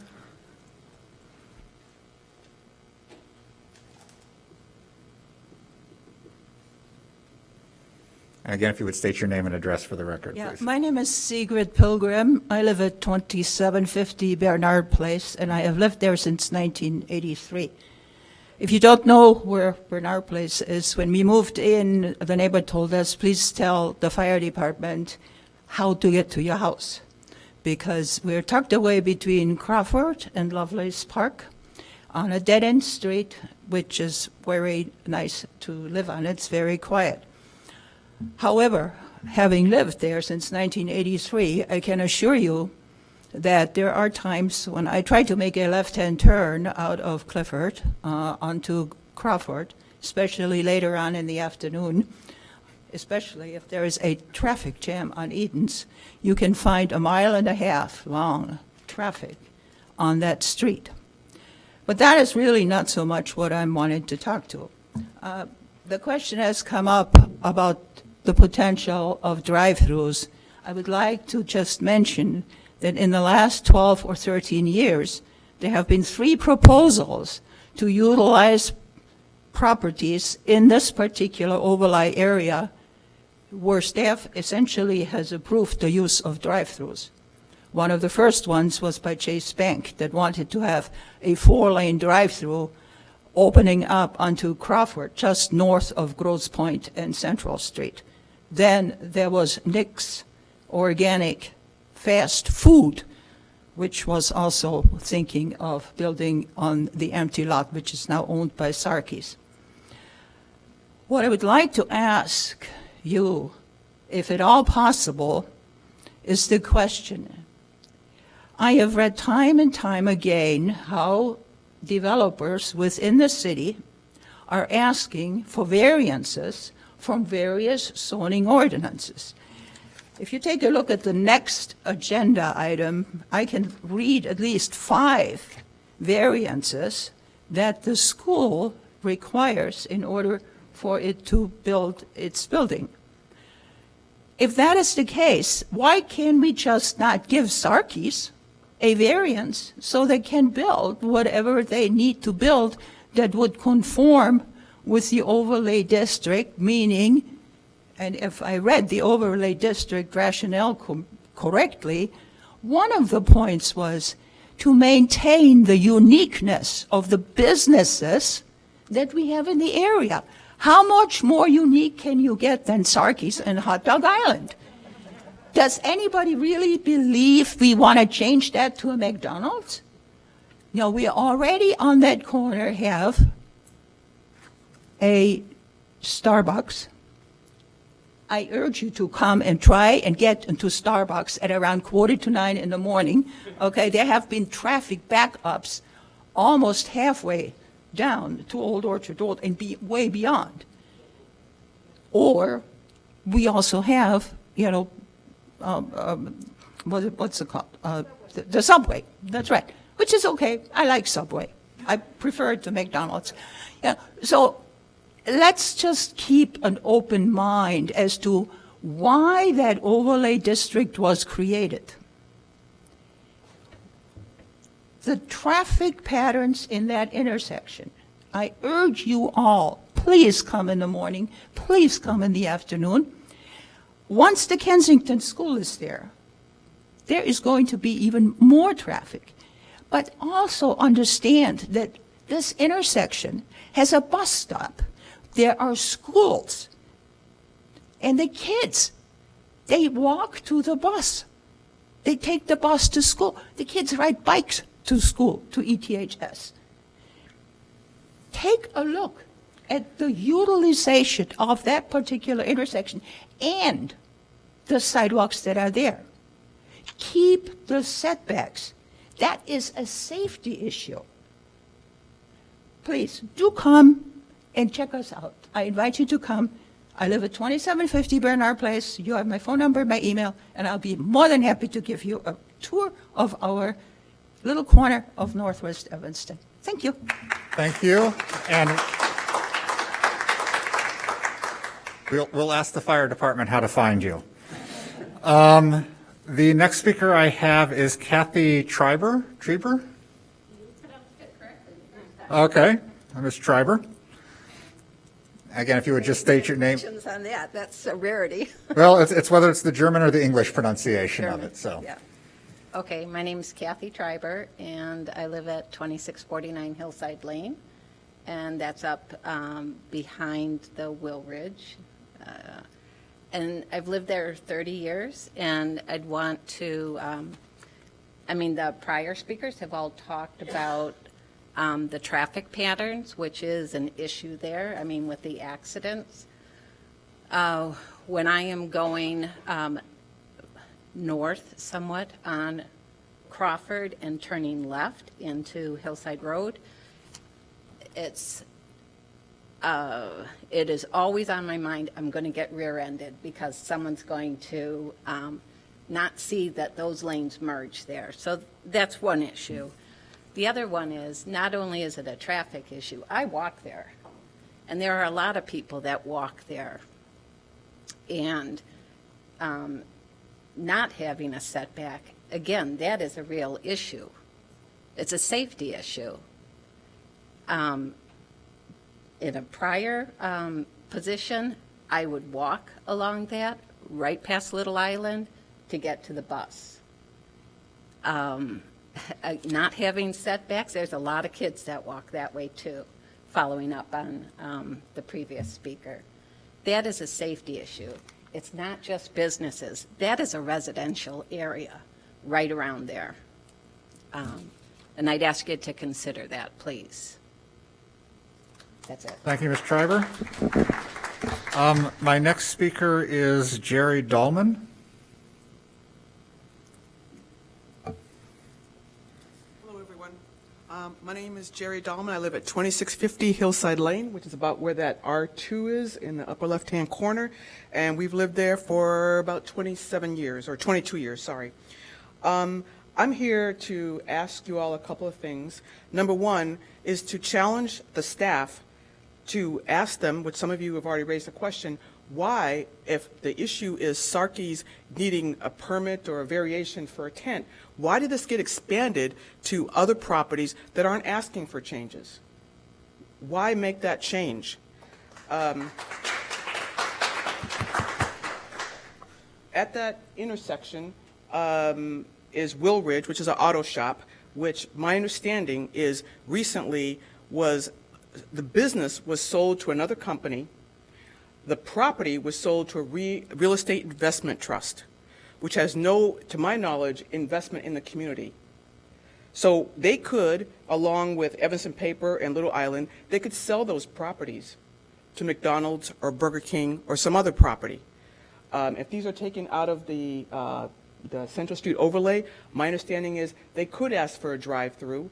It could go to the city council. They could approve it, but I'm not clear on this, and this is my first time really dealing with zoning.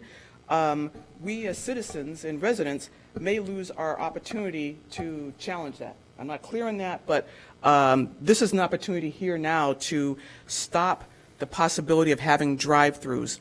A number of speakers have mentioned the precariousness of that intersection. I've seen several accidents there, and there's two types of accidents that happen. There are accidents where it happened all of a sudden, you look back and say, wow. There's other accidents where you can see what's going to happen. You can see a car going through a red light. You can see someone being confused about the intersection, and you watch the whole thing happen, which is traumatizing. I also want to point out, as other people mentioned, that is a very busy intersection for children. There's a city bus stop in the southwest corner there, and children walk to Bent Park and to Lovelace, which also hosts summer camps. So you have children going to these schools or these parks either by walking or by riding bikes. I ride my bike, and if I come down on Grosse Point Road by Lovelace, heading towards Sarkey's, there's a point where the bike lane just stops. It's gone. And what do? You know, at that point, you get on the curb, which I think is probably not lawful, and there's no room for you at that point.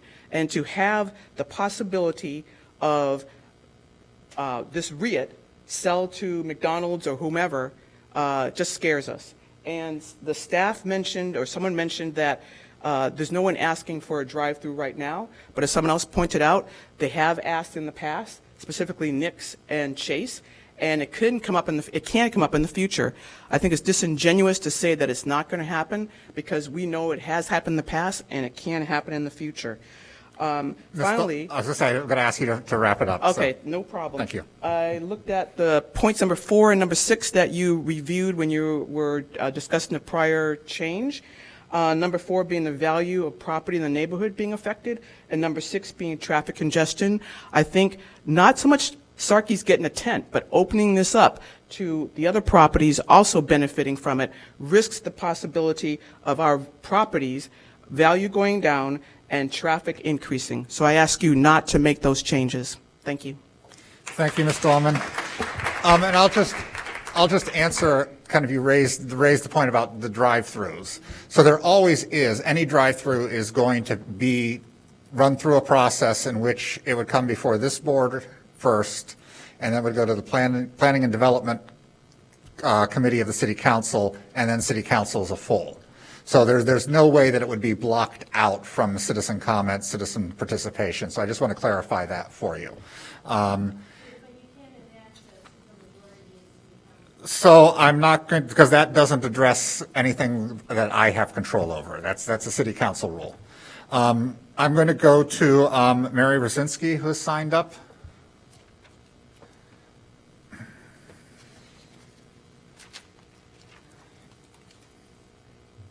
Hi, my name's Mary Rosinski. I don't live in the neighborhood. I live over at 1729 Chancellor on the other end of the plan. But I'm here to say the Central Street plan, as Jeff Smith and everyone here has pointed out, was put together with so much time. It was probably the best effort that I've seen in Evanston. I've been here 32 years, between the city and residents in coming together with something, and it worked out, and everyone gave. The residents, when we were negotiating with this, and there were fabulous meetings where the Dunkley and the attorney was asking for this, and the residents would say for this, and it just was very, very at ease. And I think to just start to dismantle this one piece at a time, maybe there's a lack of understanding, as people say, that was the gateway to Evanston, and the concept was, as people are coming in, we want that to be a wonderful greeting place. We want it to be inviting. We want it to be safe. Not only do you have Kensington, which will be opening, you have Barbaro Preschool, you've got Lovelace Park with hundreds of kids, you've got Bent Park, and you've got Willard. So what you do want to do, as they say, is make it safer. I am so puzzled by this expansion of all these other properties to deal with one issue, and that is a tent for Sarkis, which I think everyone supports. So to me, that feels like you're breaking down the trust, because it feels like this gut level thing that there's something else out there behind the scenes, because you don't just dismantle a good plan that no one's complaining. And I don't understand with the facades what the Central Street plan is holding back from a facade, from any of those guys wanting to do a facade that would be so major that it couldn't be worked out. So that's just what I wanted to say, is just think it's a good plan, and if you start there and you dismantle it and then staff comes up with another idea, why don't we just take the next 6 properties out? Then why don't we just take the next 6 properties out? Where does it stop? Thank you. Thank you, Mr. Rosinski. Joshua Hooper, is that correct? Huppert? Hi, my name's Joshua Hufford. I live at 2630 Crawford.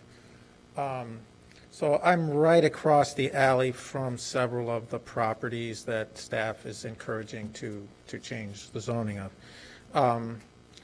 There's 2600 Grosse Point, 2608, 2620 Grosse Point, and 2620 Crawford are all 16 feet away from my house, because there's just an alley in between.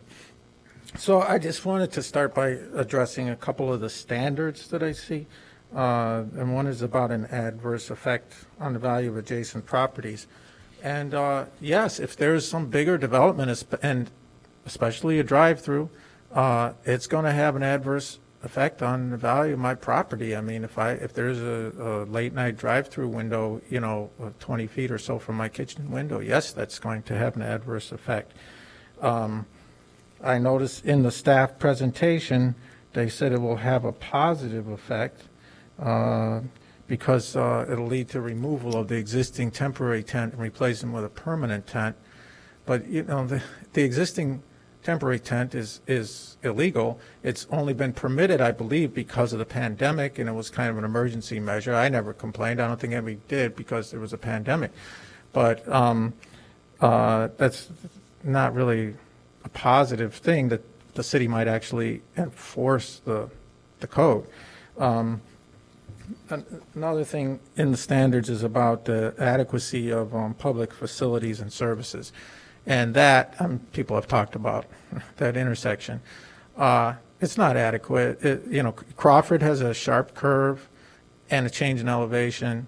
But the traffic lights there are often malfunctioning, as they have been the last few weeks. And, I've made several calls and emails that they don't seem to be able to fix it. So we have gridlock a lot.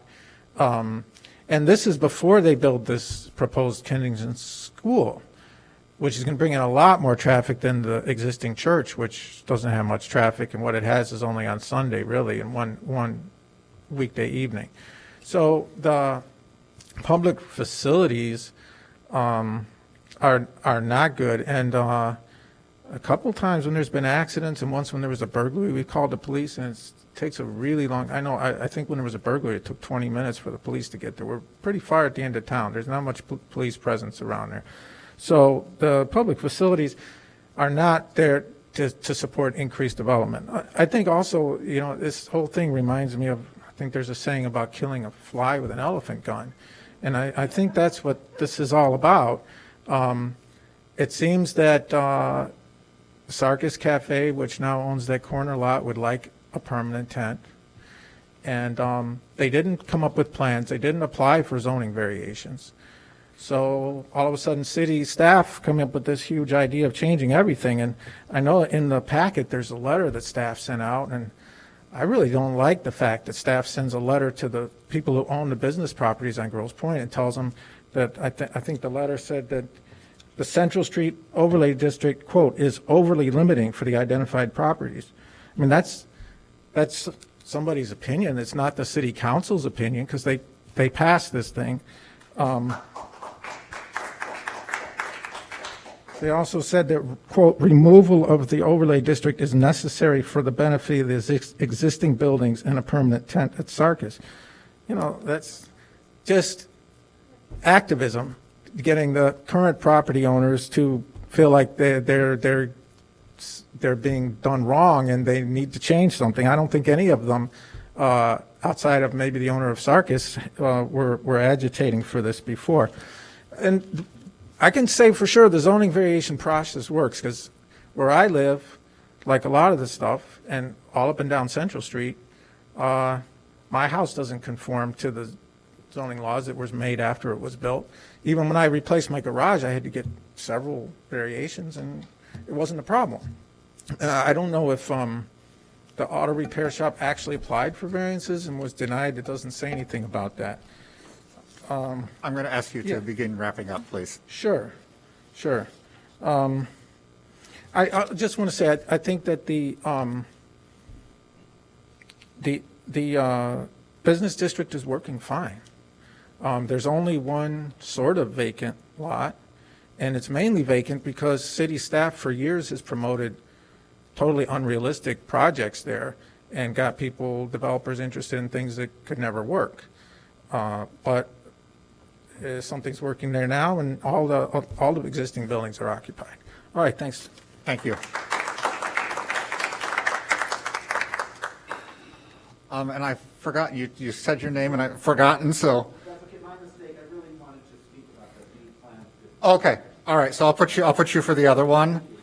Ms. Lutz, you're the final speaker on this particular one.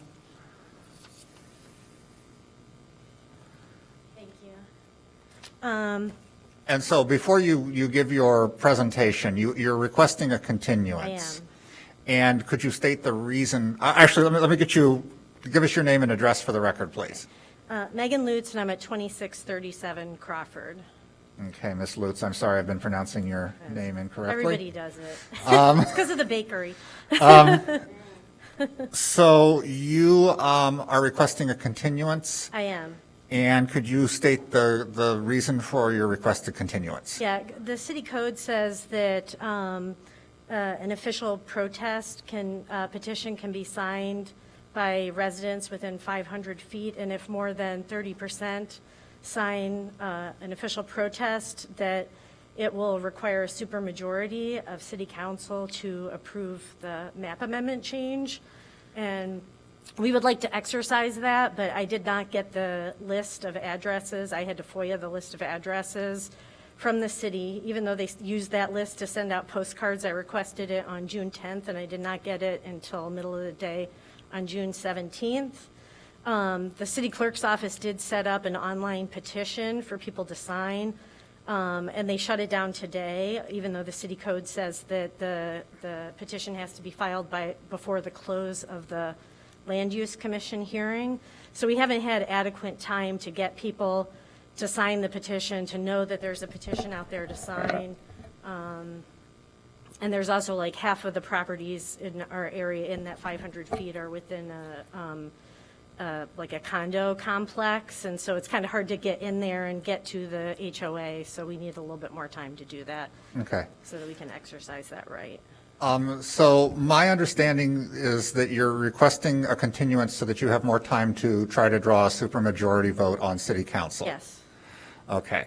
The petition that the city clerk set up, that you've mentioned, we've received it, but that doesn't apply to what we do here. Right, but the code says it has to be filed before the end of this hearing, so that's why this hearing is important. Right, that's correct. Yeah. I'm going to ask you to sit down for a moment while we discuss the continuance. Okay. And figure out what we want to do. And then, like I said, if we grant the continuance, you can come back at the next meeting and speak. Okay. If we don't grant the continuance, then I'll ask you for your statement this evening. Okay, all right. All right? That works, thank you. All right, thank you. So we've got a request for a continuance from somebody who does live within the designated area. And she has stated the reason for her continuance request. I'm going to look to the commission and sort of see general feelings on the request.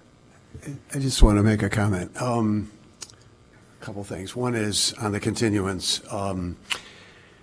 This is one subject that we've not addressed officially, but it was in our packet, and then it was continued from a month ago or something like that. So we're familiar with it, and I don't know how many of us have visited the intersection in this area, but and then there were also multiple letters included in our packet. So I feel like I have a understanding of where the neighborhood is at on this. I'll come back to that. I am a East Central Street resident, and I made the comment earlier that this area is so different than the rest of Central Street, and it is. And I appreciate Mr. Smith's comment because he gave me some history on this, which I didn't have before, and so that was very helpful. I agree that this area is a mess. I think from a traffic standpoint, it's a mess. And I drive west on Central through the intersection to go on Grosse Pointe Road to the south every single day, and everything's screwed up about it. And unless you go at these peak times, you really don't understand the mess. So I think there's a lot of things that need to be improved here. I also believe that this is and we deal with a lot of issues here, and a lot of them are downtown. And frankly, my attitude is downtown is for everybody, but neighborhood issues are for the neighbors. And I think this falls, even though there's a major public street going through here, I think this is a neighborhood issue. And so my personal feeling is that we should listen to the neighbors. And when I read all the literature that we got, my question was why change? And the staff has explained why they would change, but all the neighbors speaking tonight have explained why not. And I just believe I personally side with the neighbors, and that would be, I just want to get that opinion out in case I'm not here if we extend this. But as far as the extension, and I'm talking too much, but as far as the extension goes, I feel like if the sign up that the woman that spoke if that's an issue for city council, then I would not grant the extension, because like I said, we've heard lots of arguments tonight, and we heard them previously. So. And so the reason that it's come up is because the clock stops when we make our determination on being able to collect signatures on a petition for city council. So they cannot collect any more signatures. They can't collect signatures, and it would require a supermajority of council to vote. I see. So that's where this is coming into play. I see. So, yep, we're aware. So, other thoughts from other commissioners? Can I get advice from our council? Yes. Advice on what? Is it formally, are we obligated to give the continuance in this case? You're not obligated to give a continuance, no. Is it a legal issue if we do not grant the continuance? Can our decision be a kind of a, how to call it, eliminated by a court? I mean, I guess it could be appealed technically, but no, it's within the commission's right and purview to whether or not it grants a continuance. Thank you. Commissioner Westerberg? I'd personally love to see us be able to decide on this tonight. I know it's been continued. I guess my concern is if our continuing to debate it tonight actually does end any opportunity for the neighbors to gather signatures for a petition. That does not seem quite fair. Okay.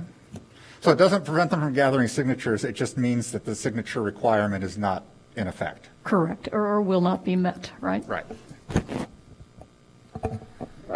Other commissioners have any thoughts? If not, I will just go ahead with my thoughts, and that is the city clerk has established a sign-up sheet. I will call it a petition only because that's what we're using in the vernacular for it being. It's been up for several months. If I'm not mistaken, staff can correct me if I'm wrong. And so they've had an opportunity to collect signatures. It's been, I'm speaking, thank you, because it was presented to me when this case was going to come to us the first time, which was at least a couple months ago, I want to say. I may be wrong, it may have been a month and a half, but it's been a while. You know, I think the rules are there. Everybody has access to the rules. They're aware that they needed to meet the supermajority. They've not been able to do it, and I would be very against granting a continuance just for meeting a supermajority. Typically, we have allowed people to rebut testimony, to provide additional information, things like this. But I think it sets a bad precedent for us to just allow people extra time to collect signatures for something that's been in the public for quite a while. So that's my personal feeling on it. So I would not be voting to grant a continuance, but obviously my vote is my vote only. How do you feel about the ability to get those addresses in time? I mean, typically the way signatures have always worked, like if you run for an elected office, things like that, is you walk the streets. You sort of know the neighborhood and who you have to go to. Putting something up that the city clerk, which first off, the city clerk has put up a petition which is strictly in opposition to this particular project. It's not an open petition. I think that is a fault on the city clerk. I'm not here to cast aspersions upon her and her job, but it does take a very partisan lean one way or the other in the petition.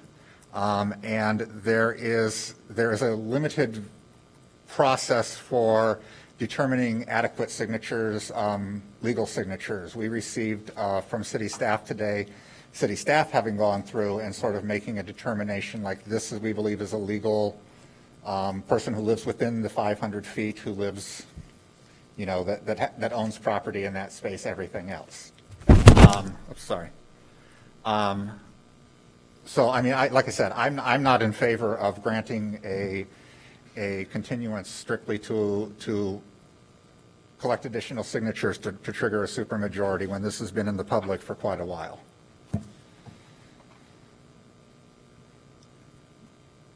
So I guess I will ask if there is someone who wishes to make a motion for a continuance on the case, And then we will take a vote on that if there is a motion and a second on it.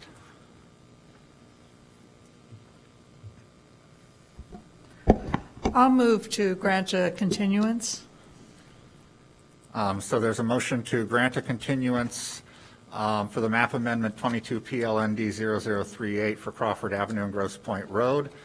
We have to continue to a specific date. What does our agenda look like for our next few meetings?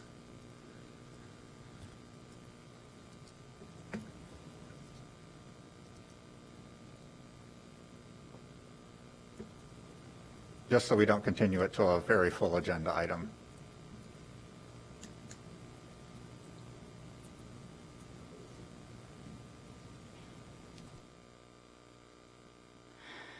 Our next meeting is on July 13th, and we have two agenda items. One that is a plan development that will be somewhat long, and the other is the return of the billboards text amendment. Which should be fairly short. Okay, so July 13th. So that would be the date that we would continue to. You need a second. Yep. So is there a second for a motion to continue this matter to our meeting on July 13th? I'll second the motion. So it's been moved by Lindwall, seconded by Westerberg. Do you want to call the vote, please? Commissioner Aravallo? Yes. Commissioner Halleck? Commissioner Westerberg? Yes. Commissioner Renshav? Yes. Commissioner Johnson? No. Commissioner Linwall? Yes. Commissioner Pactel? Yes. Chair Rogers? No. So by a 6-2 vote, the continuance is granted. And so I will not ask for your testimony this evening, Ms. Lutz. And we will continue this to the 13th. There will be no additional noticing of this case in any way, since this announcement that I am making currently is the public notice. So you will not receive a new postcard or anything like that. Any commissioner have anything else they want to add on this before we move on? Hey, can we limit that presentation to just the signatures, or limit it somehow? We don't have to go through all of the testimony everyone who's again. spoken tonight has kind of spoken on the matter. Okay. So Ms. Lutz was the one who had wanted to request a continuance, so that's why I asked her to speak last. So she will be allowed to speak. The people who have spoken tonight have already spoken on the matter. And we'll deal with it at that particular time. And that will be on July 13th here in City Council chambers. You're all invited back for that. All right? Yes. Just a question. Can you ask the staff to come with an alternate proposal that just deals with the tent for circus? Is that a possibility? So this is a proposal that actually staff did not come up with. I mean, staff came up with it, but at the direction of Councilman Suffredin. And so they are fulfilling their duty to answer his request. Oh, his request was for the 7 parcels, or just? His request was that this map amendment be looked at, is my understanding. And I'm going to look to staff to make sure that I'm not misspeaking, but that is. To clarify, he did not specifically request a map amendment. He requested a solution to Sarkey's issue. Okay. Okay. So we have this map amendment right now, so we have to make a determination on, excuse me, on it. We can't really vary a lot from things once they're noticed, because we have to stick pretty close to that script. Yes, ma'am. Is it possible to have what you refer to as the partisan sign-up sheet reopened? Yes. So yes, so you'll be able to submit anything. Our record is still open. So you'll be able to participate on that. In terms of what the city clerk does, that's her purview. I have no say over what the city clerk does. You'll have to approach the city clerk and ask her to reopen that petition. I have a question. So if this comes back, if you guys deny it or reject it, don't approve it, does it still go? It always goes to city council. We're a recommending body on this only. So whatever we decide is a recommendation to city council. They can follow what we decide. They can go in a totally different direction. They can take half and half. The city council is able to say, we're going to take Sarkees and we're going to do this with them and ignore the rest of it. So that's something they can do that we can't do.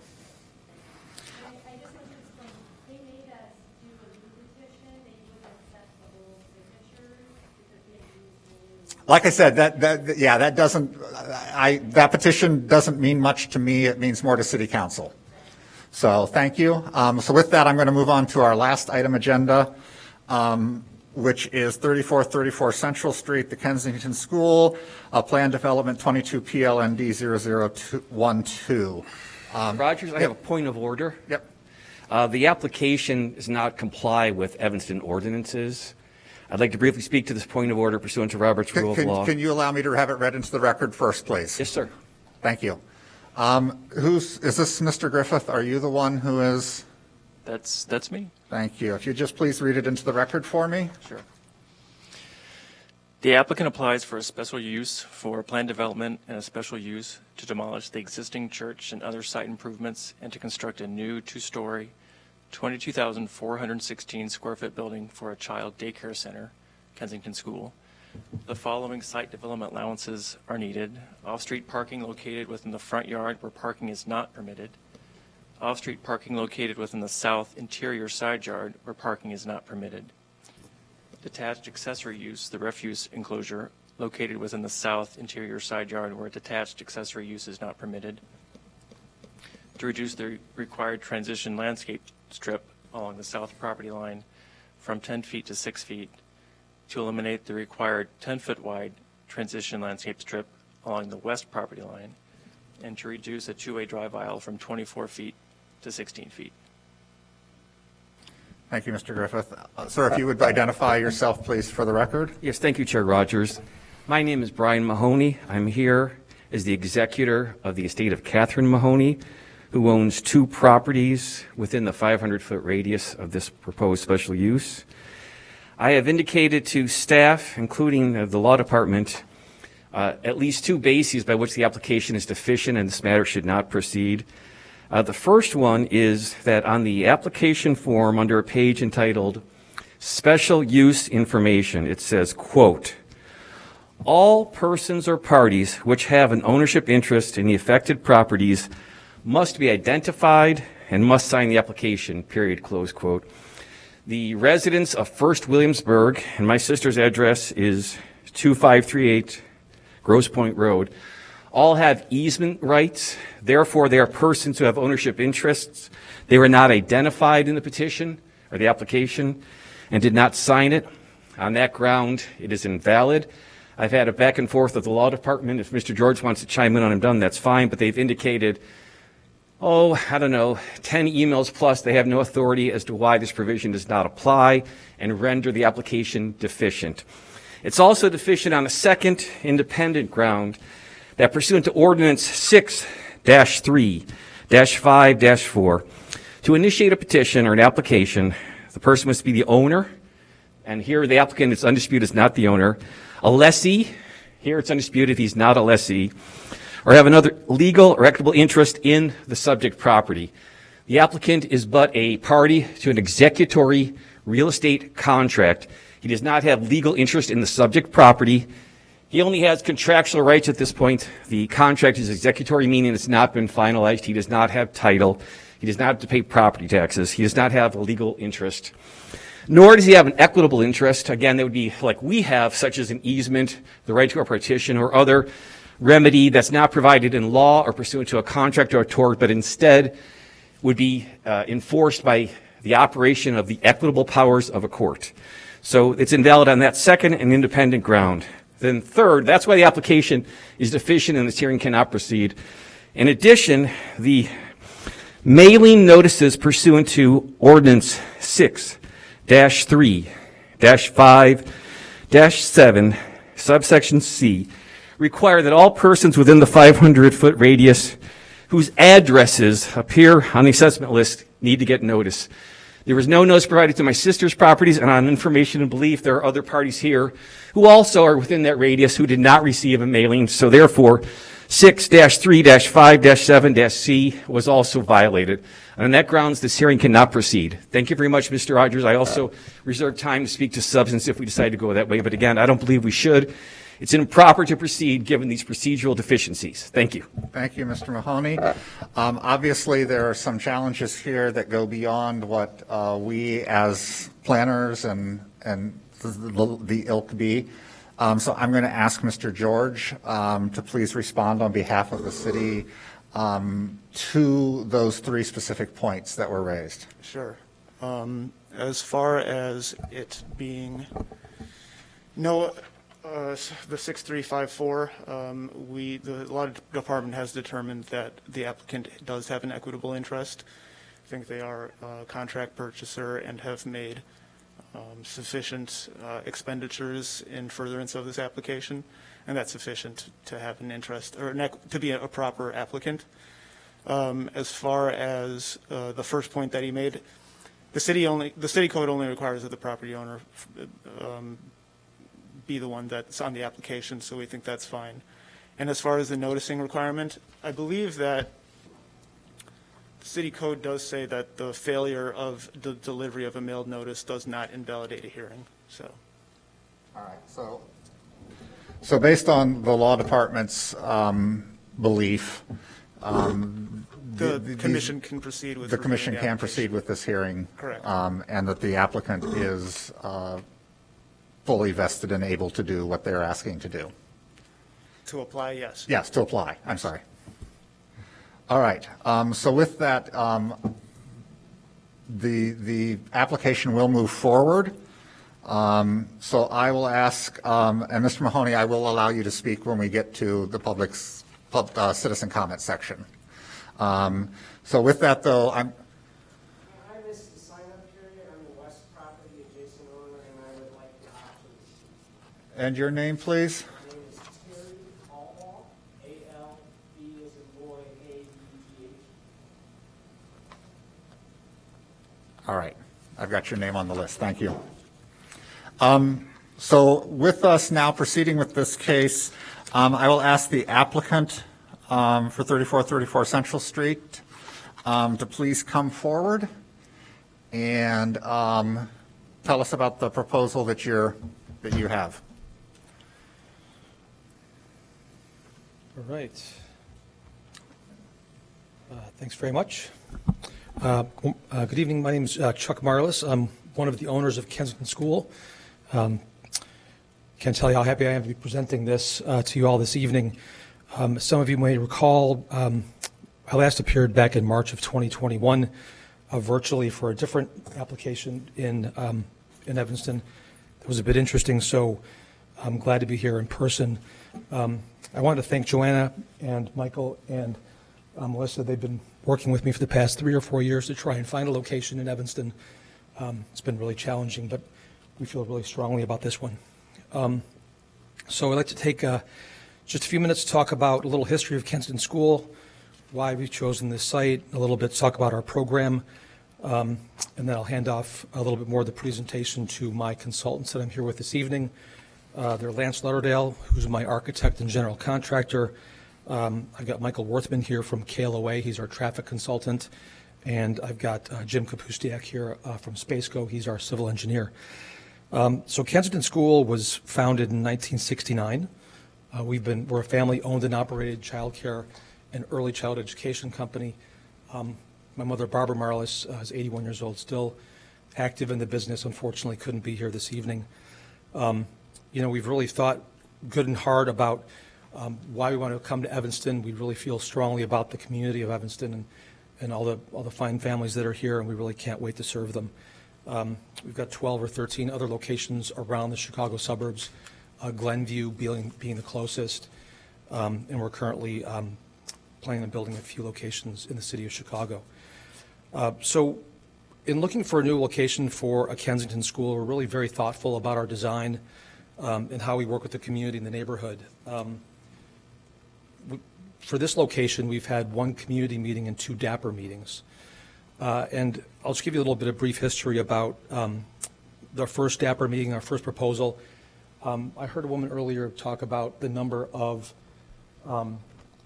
exemptions we're looking for to the zoning code. And our first application that we brought to planning and to DAPR was virtually code compliant.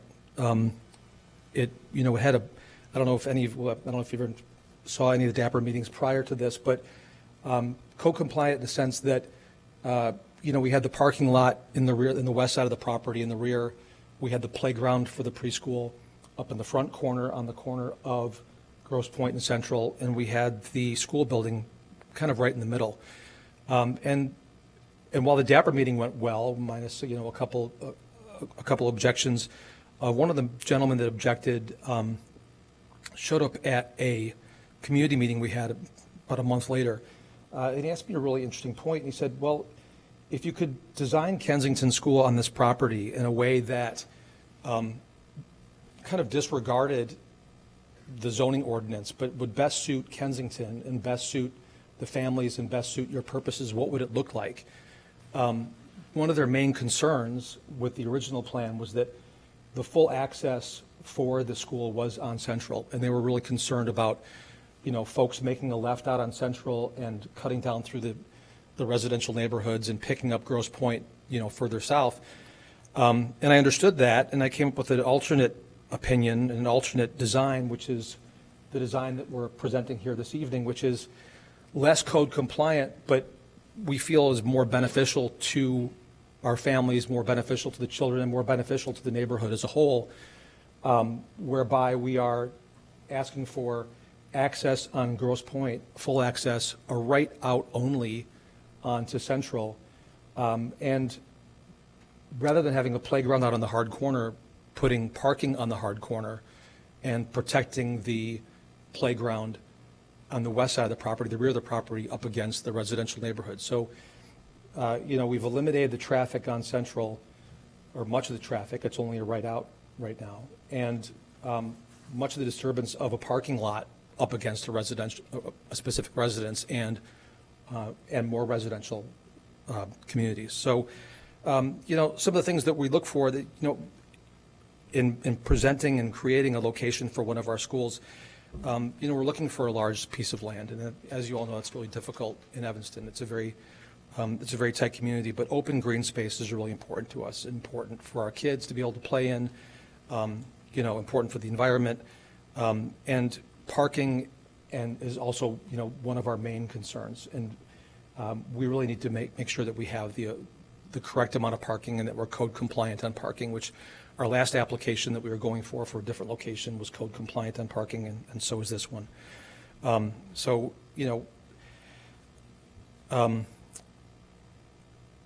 with regard to, the community and the need for childcare, prior to the pandemic, there was already a need for childcare, a substantial one. Within the 3-mile radius, there are 7,000 children under the age of 4 and under. And there's only 1,500 spaces for childcare, for community-based childcare. So that's roughly 20%. And what we've known, since the pandemic began is just how vital childcare is for working families and mothers in particular. The pandemic has really disproportionately hurt women, and childcare really is very, very important.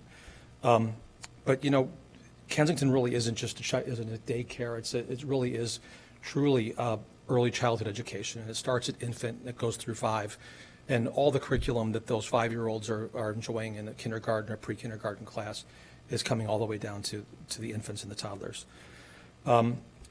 So I can go through more about our program, more about our plan. I can turn it over to some of the consultants who can talk with more granularity about traffic, about engineering, about architecture. I know you've got some questions about, the building materials. We've brought some building materials with us here tonight. I could answer questions, or. So the way I'd like to kind of do this, if it's okay with you, is we'll ask you your questions, and then I don't know what experts you've brought with you, consultants with you, but maybe we can ask each one of them to just kind of address briefly their particular area, and specific questions can be asked to them on those particular fields. Commissioner Halleck. Yeah, I've got a question. You said there's 165 potential students? Roughly, yeah. So if you take the worst case, and each student is in one student per family, one student per car. Yeah. That's 165 cars. Right. So how, at the peak times for drop-off and pickup, how do you accommodate 165 cars in this site plan? So I'll give you a really high level, and then Michael Worthman from KLOA is here, and he can probably give you a more granular indication. So the way that our traffic works for all of our locations and all of our schools this is not a traditional preschool where you've got the car pattern and there's a set time for drop-off in the morning and a set time for pickup in the afternoon or the evening. This is a rolling drop-off, and it's a rolling pickup. So our hours of operation are 6:30 a.m. to 6:30 p.m. And what we see in all of our other locations, Glenview, Arlington Heights, all the way out to Naperville, St. Charles, is that the drop-off happens slowly but kind of consistently over a 4-hour window in the morning, from about 6:30 in the morning until about 10 o'clock in the morning. So roughly 4 hours. And then conversely, in the backside, maybe call it 3. Michael's got more of the hard data that we have from other traffic studies that we've done in other schools. And then in the evening hours, pickup begins around 3:30 in the afternoon and ends at 6:30 when we close. So if you do have a scenario where the school is at capacity and all children attend and all children are brought via one vehicle, that would be 160 or so vehicles coming in over 3 or so hours in the morning, and then pick up over 3 or so hours in the afternoon.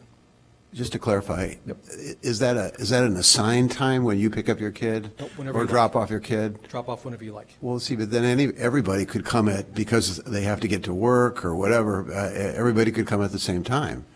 And since work, usually it's changed a 9 lot. o'clock. Yeah. I'm just envisioning everybody getting there at the same time. Right. It really, we've got 32 years of experience doing this at 12, 13 locations around the Chicago suburbs. And I can honestly tell you that in many of our locations that have the same number of children, we have less parking spaces. So for our Wheaton School, for example, we have the same number of children enrolled. We've got about 24 or 25 parking spaces, and we don't have a problem. Parents trickle in and they trickle out. But the parking is for staff mostly, isn't it? No, it's for both. You have 32 parking spaces, something like that. You have 24 staff. About 23, 24 staff. Yeah. And those are there, and they're also coming and going during the day. So in the morning, as your program, as the number of children builds, so do the number of staff members. And in the evening, and then in the evening, as your attendance reduces, staff members are leaving. So it's not like, at 6:30 a.m., all 24 staff members get there to stand around to wait for child number 1 through 5 to show up, then child number 5 to 10 to show up. The staff staggers along with the children. I guess I'm not totally convinced. I tell you what I'm worried about, and this gets into the conversation we had previously for the other issue that came up.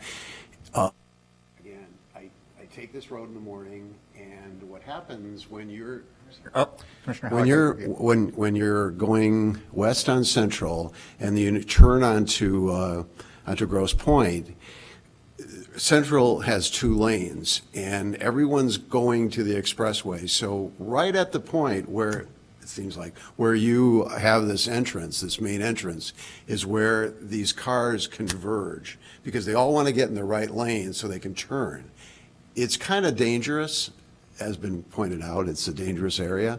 And I just think, I'm concerned that given the drop-off and pickup issue, that location is just going to really, really cause a problem. I can appreciate your perspective. I'd have to say, unless you've actually been to one of our schools and experienced drop-off or pickup, or looked at one of our traffic studies to see what the actual traffic counts are that come in and out, I don't know if you could it's a supposition that I don't know if you could My last comment, I've never been to one of your schools, but I do pick up and drop off grandkids at another school, and I can tell you what happens. Okay. Everybody gets there at the same, in advance of the time when you're supposed to pick up, and the cars are not only wrapped around the parking lot, but they go out into what is a major street, because they can't all fit into the parking lot. How big is the parking lot, and how many kids do they have there? I don't know. Yeah. I don't know.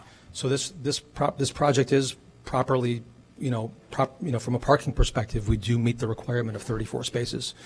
So actually, I think we have 35. So that is the code compliant. That part of this plan is code compliant. So we do have the appropriate number of parking spaces as asked by the city of Evanston. I guess to ask for more could be something you could do, but It's not parking. Yeah. It's the lines. It's the drop off and pickup that I'm concerned about. So there is no line. So parents don't line up to drop off. They'll park their car. They'll go in for a few minutes. They'll drop off their child, and they'll pick up. So for example, and I mentioned this at the last meeting that we had for the other location, because it was equally as parked, but also just as dense on Hurd Street. We have a location in LaGrange that is licensed for 200 children on LaGrange Road and Ogden Avenue, and I don't know how often you get out to LaGrange, and if you've been out there before. We have 9 parking spaces in the parking lot, and we have parking on the street, and the hours of operation are the same, and we don't have a problem with parking. Parents pull up. I mean, Michael, do you have anything to share as far as traffic data or the drop-offs or pickups or any of that kind of stuff? Or Hi, Michael Worthman with KLOA. We performed the traffic study for the proposed development. I think a couple points that Chuck made is the fact that this is not like your typical daycare. It is a rolling pickup and drop off. There is not a fixed set time. People come over a 2.5, 3 hour period.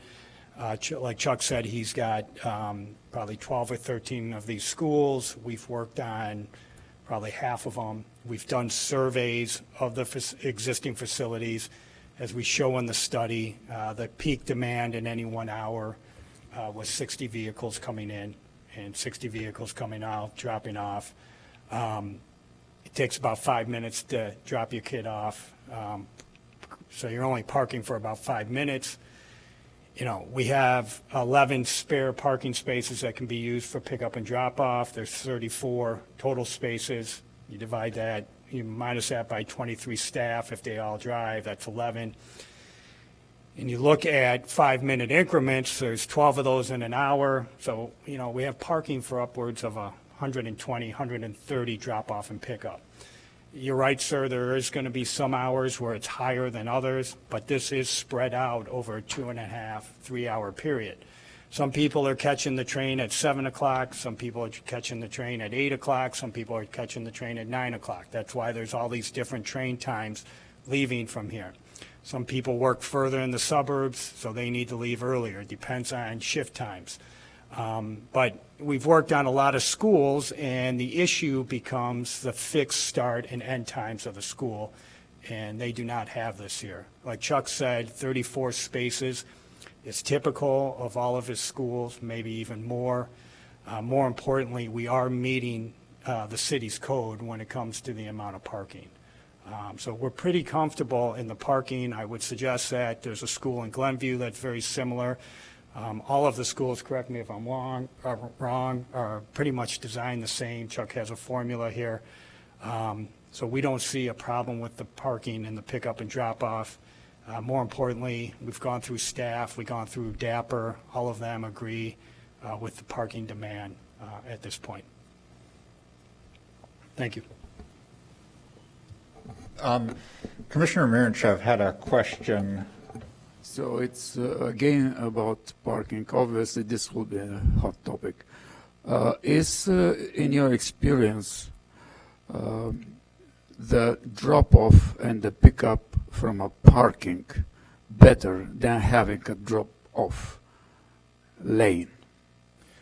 Yeah, definitely. And I'll tell you why. So a drop-off lane you typically see happen when you have a a static, one static drop-off time or one static pickup time.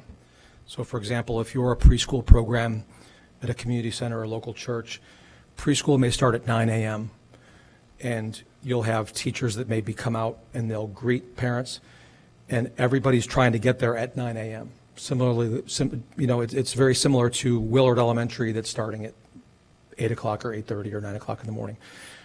There is a mad rush for everyone to descend on that property all at the same exact time or within 5 minutes to try and get there.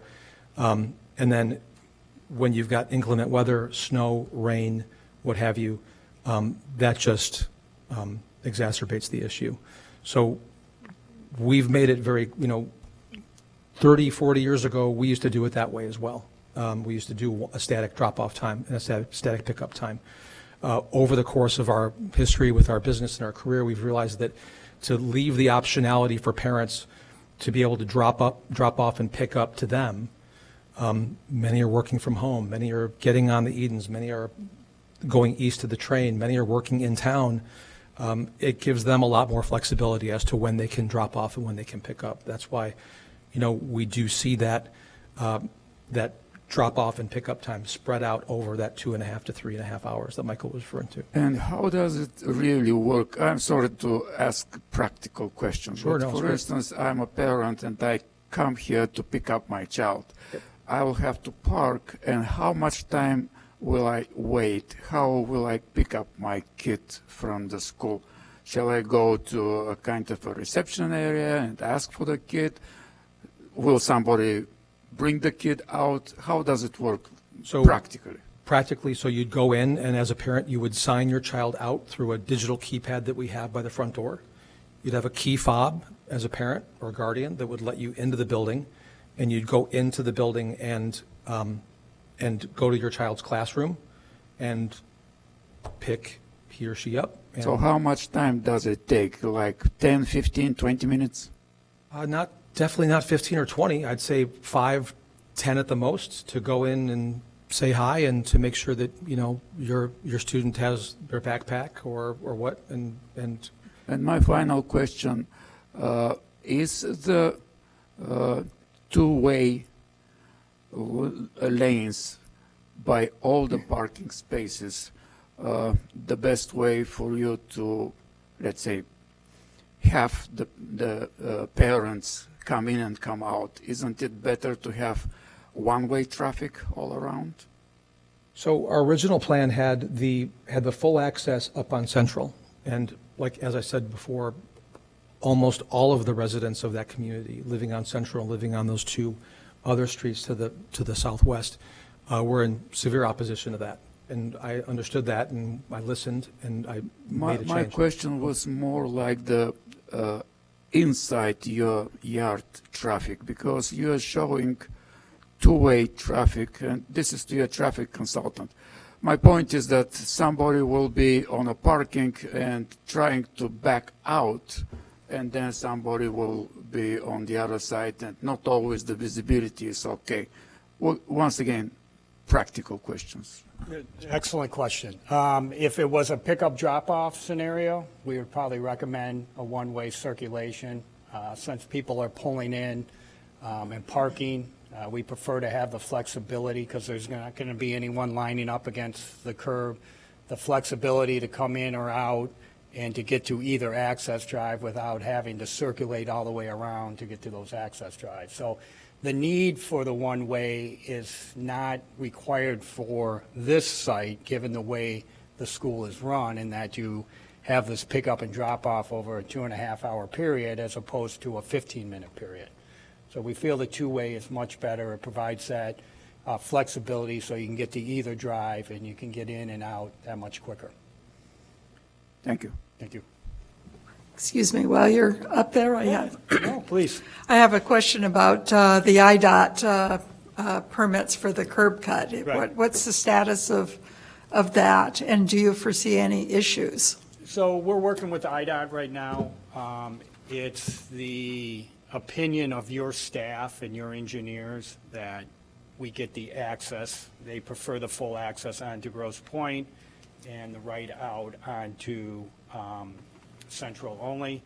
Right now, IDOT, his initial response was maybe just to write in, write out on Grosse Pointe. We have conversations with them. We're still working with them through your staff and through your engineering staff.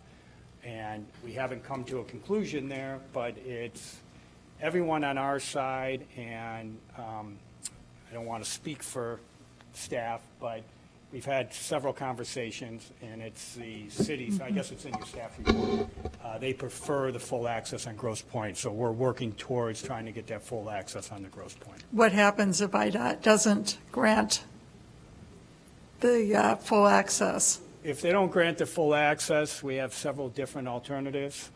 If it's a right in, right out, we would look to get a right out, left in on Central only. So instead of making your left at Grosse Pointe into the drive, you would go up to Central, go up a couple hundred feet and make a left into the parking lot at that location. That would be our alternative if we can't get the full access. And that's what we've been talking with staff, but we're all pushing towards the full access. Commissioner Westerberg. So understanding that traffic and parking is always the most No problem. nerve-wracking Yes. part of any of these. And sorry about that. Obviously, the work of the school is important, but these are the things that can drive the neighbors crazy. I totally understand. I can understand why you would put the parking lot up front. It makes sense. However, would your earlier design allow for a larger parking lot with perhaps a little more room to maneuver if you were to put it towards the back? Yes, well, let me answer it this way first. I don't recall if it did. I believe that when we did have that original plan, it was also parking lot for parking for 34 cars in the playground out on the corner.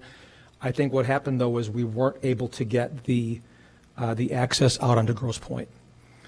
So this was a alternative plan to kind of really hear what the neighbors on Central and the vast majority of neighbors on Central and the other two roads were, I think one's Princeton, I can't recall the other one, but their main concern was outbound traffic, left turn out traffic onto Central to kind of avoid that light and scoot around. So, whatever we end up doing here, if we have partial right in, right out on Grosse Pointe, we'd like to have right out, left in on Central, because at any cost we don't want there to be left out on Central. So that's really the big impetus for this plan here, is to prevent any left outs onto Central. So we've been looking at a little aerial view of your Glenview School, just to compare it. And what's nice there is you've got a big rectangle. Yep. You've got one-way traffic going all the way around, which looks like, obviously, it could work very nicely. Yep. The site does not allow for that. So understanding that, I think my concern is, as everyone has said, anybody who drives Evanston knows that this area, from a traffic standpoint, is difficult, to say the least. Sure. And it would be interesting to hear what IDOT says. But what alternate approaches can you take if you start to get the buildup of cars waiting to pick up or drop off in that area? This is kind of the same question we ran into when you were down at the other location, right? Yep. It's trying to limit the impact or minimize the impact on residents as much as we can. Sure. So first I'll address the Glenview location. You've picked the easiest and the biggest property. We've got 2.5 acres, on the corner of Lehigh and Chestnut that's super parked. No, actually I told you to look at 125 North Kensington Avenue in LaGrange. And if you want to take a look at a 17,000 square foot building on 3 stories with a license capacity of 200 with 125 North Kensington Avenue in LaGrange.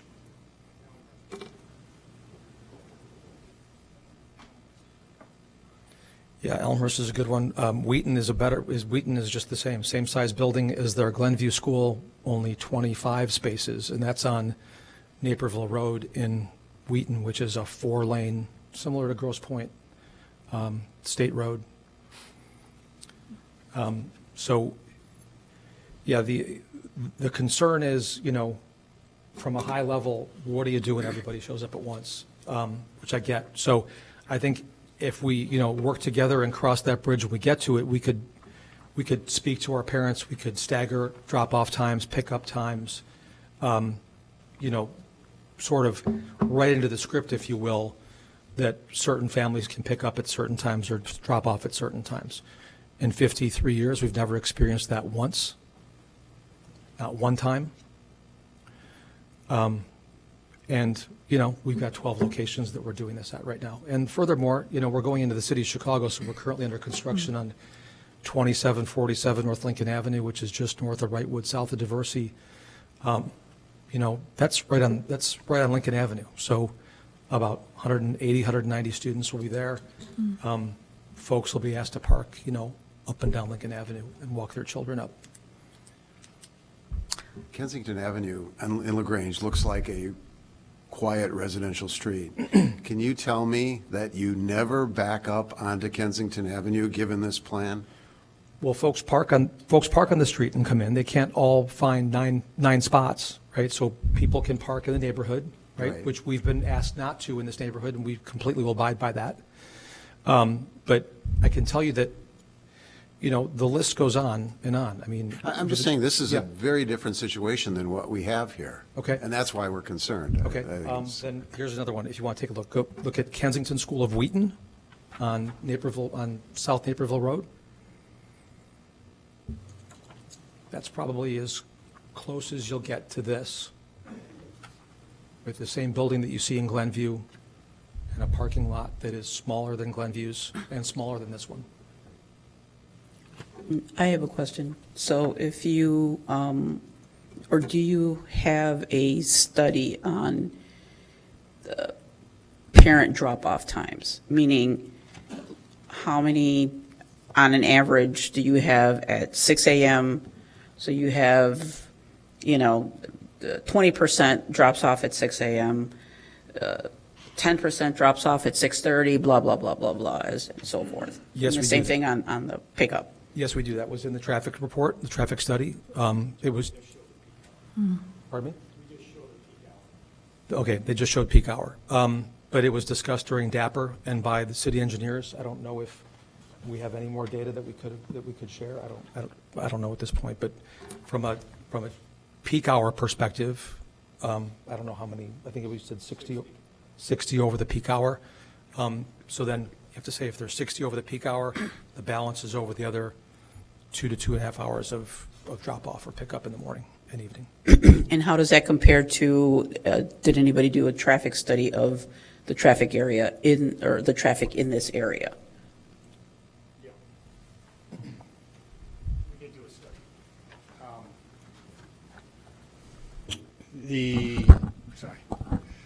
We did look at the traffic in the area. We looked at the triangle intersection, did our traffic counts out there, increased them to get them to be pre-COVID numbers. As we all know, traffic is down a little bit. What we found out in working with your staff is that why the intersection, the triangle intersection, can be difficult. It's difficult to time it appropriately. There is sufficient capacity to accommodate the additional traffic.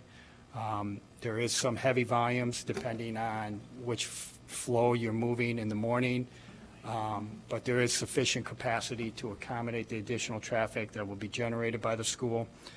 A couple unique characteristics about the school. Not everyone drives alone. There's families that have multiple kids there. There is some carpooling. There is absentees, so it's not all one car, one child, which helps. As we indicated, the volume of traffic is spread out over 2.5, 3 hour period in the morning and in the afternoon. Unlike other commercial developments, this school closes at 6:30. There's no traffic generated after 6:30. and there's no traffic generated on a weekend. So it is a good neighbor from that perspective, in that it's only generating traffic during those weekday hours. It's not like a commercial development that's open till 9 o'clock and it's generating traffic on the weekends, or a multifamily development that's generating traffic all day. So there is sufficient capacity. There is a condition within the staff report that if issues arise on Central with the traffic coming out and backups and so forth, that the developer, Chuck, would have to pay for the retiming of the triangle intersection. So that's up to the city if they observe it. If they think that some timing changes need to be there, they'll take a look at it and see if we can optimize the signal timings for those 3 intersections. Right now, the central leg approach that goes out onto Grosse Pointe has a pretty low volume of traffic. We're looking to add maybe 40 vehicles in an hour. That's one every minute and a half, 2 minutes. That's an additional vehicle. On average, 1 or 2 vehicles every cycle length. So it's not a significant volume of traffic that we're adding. It can accommodate that traffic. And once again, the driveway will be signed. And I don't know if you can notice there, it's actually channelized. So we're channelizing that traffic so it makes a right out and doesn't go down the neighborhood. And it will be appropriately signed. And Chuck can inform his parents as to the rules and regulations of pickup and drop off and how to get in and out of the proposed facility. I'd just like to weigh in and say that I'm a parent of 3 kids, 11, 9, 5. I have a lot of experience with pickup and drop off with this type of institution, including 10 years in Lakeview, where there literally were institutions that had 0 parking at all. And this seems very adequate. And I just want to highlight what the applicants are saying, that the rolling style of this kind of school is markedly different than a firm kind of start and stop. It really spreads out the traffic, and I don't see as an instinct any kind of problem with this. Yep. Furthermore, if I could add, the one unique thing about a school like this is that our families are with us all year long. So we're constantly communicating with them, constantly talking to them, and if issues do arise as it relates to traffic, as it relates to the ins and outs of how their children are being dropped off and picked up, they do work with us, and they will work with us. This is not like a Starbucks or a McDonald's or something where you may have some regulars here and there, but it's still, very much patrons coming and going as they please. This is a community of families that, some of these families will have, with multiple siblings, 10 years. So, in many instances, for Commissioner Westerberg, your question about what remedies would you take, we would definitely want to have a dialogue with our families and talk to the city and find a way to, work around any, navigate around any problems that we have with that regard. So to talk about then in terms of staffing, because we've talked about this on the last project. Sure. The potential of having a staff member who would be there at least at the peak times to kind of keep an eye on the parking lot, to keep an eye on cars that are exiting onto Central and making sure that they do turn right. Is that something that you can include in your plans? The issue to me is not if problems arise. We know problems will arise. They're not necessarily insolvable, but Right. there will be problems. And so to be in front of that in wherever they appear in this triangular format, Sure. how can you best handle that with staff, I guess is my question. Yeah, I mean, if we have to write that there's a staff member present, I mean, we will have a receptionist there. I mean, she will be inside. I mean, she won't be standing out in the rain or the snow. Are you asking for someone to be outside, as cars are coming and going over a 3-hour period in the morning and a 3-hour period in the evening? Do you have that in any other school currently? Not No. one. All right. Is that something that you might consider? Or, that's always something, obviously, we can ask you to consider, but. Most definitely, yeah. All I mean, yeah, if as I said, I've been working with staff for 3 years plus to bring a Kensington school to Evanston. We really, we have our hearts set on it, and, whatever we need to do in order to handle any problems that should arise, we definitely will take care of it. And if you did look at that location in Wheaton on South Naperville, I think we have 27, 28 spaces there, and that is a really heavily trafficked road. I did. The nice thing about it is that it's just a rectangle and a little easier again with the one-way traffic. This is just an unusual site. That is two-way traffic there. That's a 24-hour. That's a 24-foot lane. This is just an unusual configuration, and it doesn't lend itself as easily. Yeah, no, I appreciate that. I can understand why you've done this the way you have. It's just not easy. Yeah, no, like I said, this was, kind of at the behest of the neighborhood community, to kind of drive traffic off of Central. Commissioner Lindwall? Yes. I have a question about the status of the access easement to the co-op. Okay. Presumably, I don't know if you have been negotiated a new easement and the question then becomes, right now they can make a right or left off of Central out of the parking lot. Correct. With the parking configuration with the full access off of Grosse Pointe Road, that would seem to make sense. But if IDOT doesn't grant the full access, what happens to the easement? I mean, that would obviously need to also shift, because you wouldn't necessarily, how's that going to get worked out? Yeah, great question. So, this has been a long-standing easement that the church and the neighborhood for the co-op have enjoyed for a long time. Something's going to change here, right? So the church is not going to be there forever, nor will that parking lot. This is going to be a number of either multifamily building with multiple homes, or some other use maybe similar to mine or different than mine. We've been making some attempts to contact the HOA. Our lawyers, both for the church and for Kensington, have been reaching out to them. They've, in kind, responded that they're not interested in really discussing this with us right now. That this is a plan they don't approve of, and that, really no further discussion is needed, as, they are happy with the easement they currently enjoy, and they would like to keep that easement in place. To that effect, should we get full access out onto Grosse Pointe, they would have full access out of Grosse Pointe, and they'd also have access through our parking lot out onto Central to make a right out to gain access to that light to go whichever direction they like.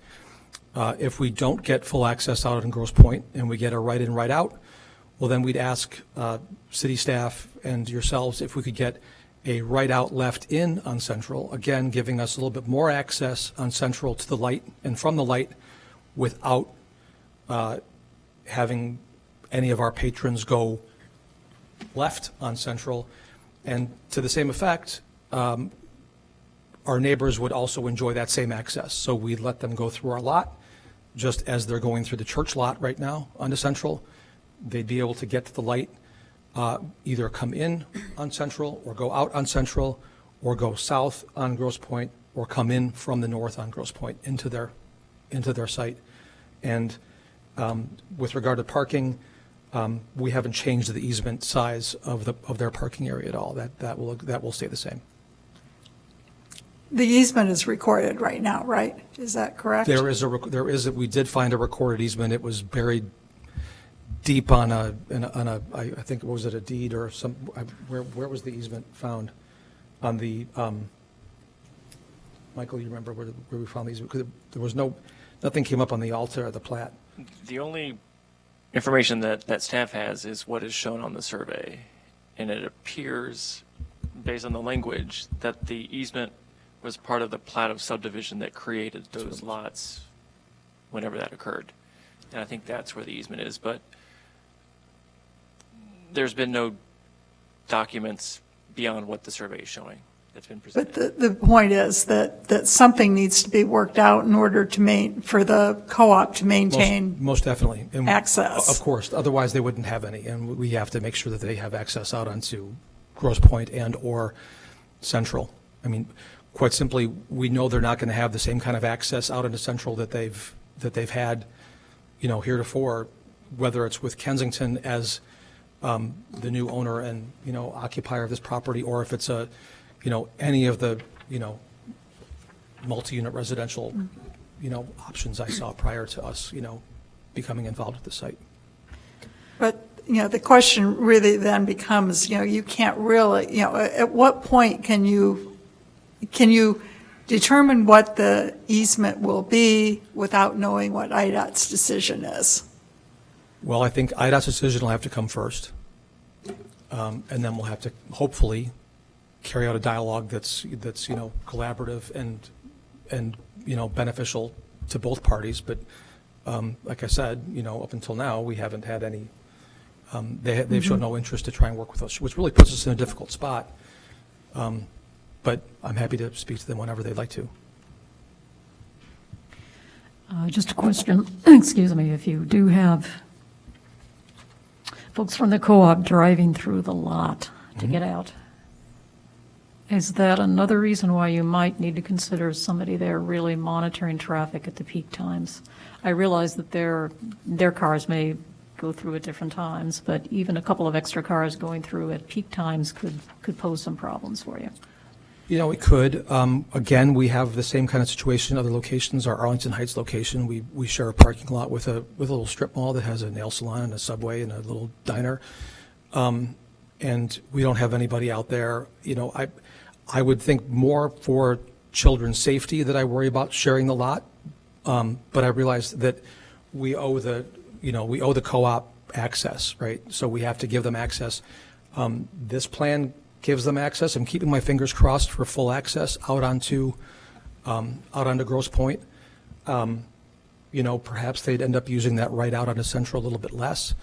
But again, this is, further dialogue that we have to have with them. And to your point, if we see a need arise where we have to put somebody out in the parking lot and kind of, just wave a couple other drivers from the co-op along, I'd be happy to do that if we see there's a problem there. Are there any other quick questions from commissioners? I'm being cognizant of our time. Just one.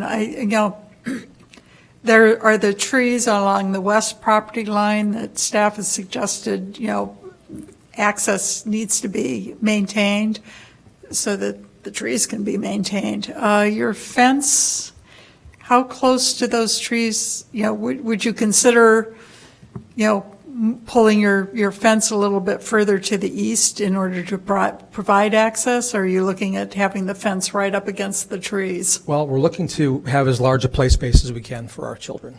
So that's, first and foremost, one of the biggest things, especially, green space is a major issue with a school like this. I don't know exactly what detriment the fence will have to those trees. We don't want to damage any of them or, have anything happen to them. Should the neighbor need to gain access to our property to maintain those trees, we're happy to do that. So again, happy to work with the neighbor in any way, if they need to come into our yard with any ladders or any cherry pickers or anything like that to work on those trees. Or, quite frankly, we could work on them on his behalf when we're doing any of our maintenance on our property. One last question on your landscaping. Mm-hmm. The setbacks you've kind of reduced from 10 feet to 6 feet in some cases, and then you've eliminated I think the back transition strip, 10 foot. Understanding that you want to maintain as much green space for the kids, it's also, though, an important thing to maintain some separation from the neighborhood and Sure. give them the benefit of that green space as well. What impact would it have on your program to get that within code compliance in terms of your setbacks, landscaping? To move the fence back 10 feet? Yep. it would have the impact to the children, basically. It wouldn't have any impact to me personally. This is, strictly a, try and find as much space for these kids as we can. Right. So that's really, that's really what this is about. Understood. Just understanding if it could be adjusted again to get as much landscaping in there as possible. Yeah, it could be. I mean, the function of it is, would you require me to, I guess is the question. This is, an effort for kids to have more space to play. That's really the bottom line.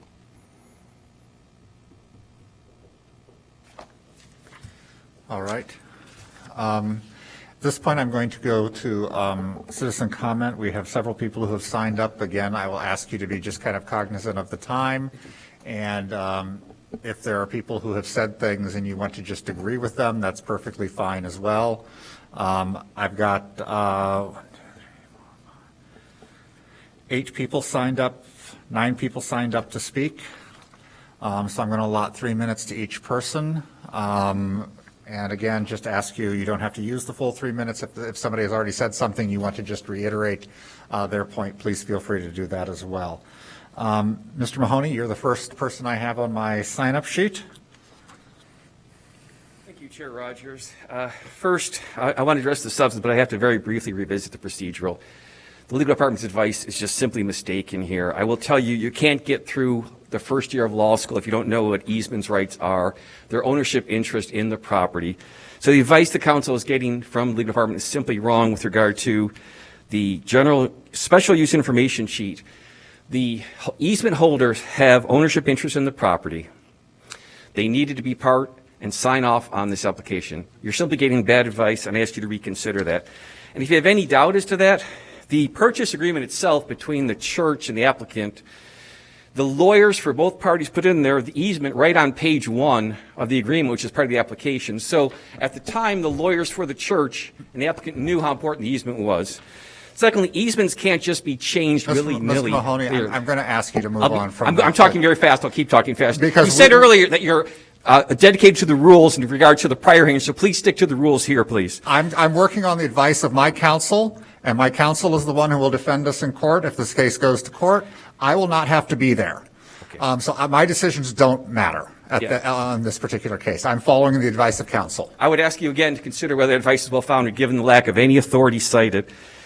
Secondly, again, you can't get through law school if you think that an executory real estate contract gives you ownership rights. It only gives you contractual rights until the time that there's a closing. So again, you're mistaken in that regard. Finally, with regard to the notice, counsel referenced the part that failed to notice does not invalidate the amendments. That's true, but it does invalidate the hearing. The hearing cannot proceed without notice. If notice is wrong, the remedy is a new hearing. The amendment itself does not become invalidated by the failure to provide notice, but the hearing itself does. Turning to the substance, we will be objecting to IDOT. We do have an easement. It cannot be simply changed willy-nilly. If the city tries to change it, there would be a taking, and we'll seek our rights in that regard. There is simply no basis to not address, as Councilman Halleck said, what the traffic will be there. The neighborhood is bad now as far as traffic. This will make it substantially worse. There'll be traffic congestion. There'll be safety issues. Little kids in a parking lot. I don't mean to disparage or be ageist the residents, but many of them are older. They're not going to see little kids coming in the parking lot. It's a dangerous situation you'll be setting up. There'll be noise issues that haven't been addressed. There'll be issues as to access for fire trucks, police vehicles. There are issues as to picking up sanitary garbage and recycling, none of which are accommodated in the new plan. I'm speaking fast because you asked me to. I just want to correct the presumption that this is for working families. Maybe they are technically working, but these are for upper class and rich families. They're not working class families, if there's any thought in that regard. You can ask what the tuition is going to be. With regard to the analogy to Elmhurst, I'll give you one example. That has a long S driveway on a wider street. Its neighbors are a football field, a church, and railroad tracks. It's completely not analogous to this situation. And again, we have an easement. It's not been accommodated for. I understand that the city staff has represented the easement would be addressed. It's not been addressed. And again, I respectfully request the hearing not go forward. I spoke quickly, and I'll let someone else speak now. Thank you. Next speaker I have is Laura Mahoney. I respectfully yield on time. Thank you. Roseanne Mark? And again, I apologize if I'm not reading names correctly. I'll be very brief. Thank you. I'm Roseanne Mark. I live in the First Williamsburg Co-op, adjacent to Unity Church. I've lived there for 20 years. And my chief objection really is that the context for this school is unlike any other of the Kensington schools I'm aware of, given the traffic, given the fact that it's replacing a church, and given the fact that, as you can see from that drawing, we're not even on there. I mean, we are in that blank zone off in the corner there. Very little consideration has been given to the residents of First Williamsburg, 12 units. If we were single-family homes, I mean, that would be, you know, like a good chunk of Central Street. So our concerns are real concerns, and I do hope that everyone is going to look very carefully at how a development like this would impact everyone in the community. And I just also want to emphasize one other thing that Brian said, and that is this is a for-profit school. And really, a very simple solution would be to cut down the enrollment. And that would be much more easily accommodated. But we know that, you know, while he speaks of wanting to have as much room as possible for the children, I really think it's more, you know, how much room is there in his pockets. So thank you very much. Thank you, Ms. Mark. My next speaker is Joanne Giselli. Thank you. Bruce Hart.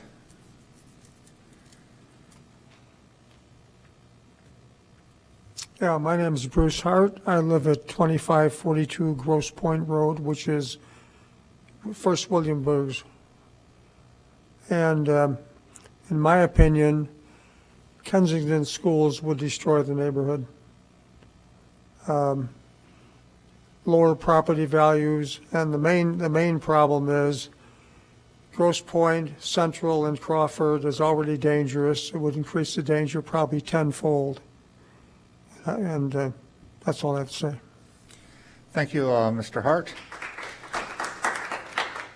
Chris Parker.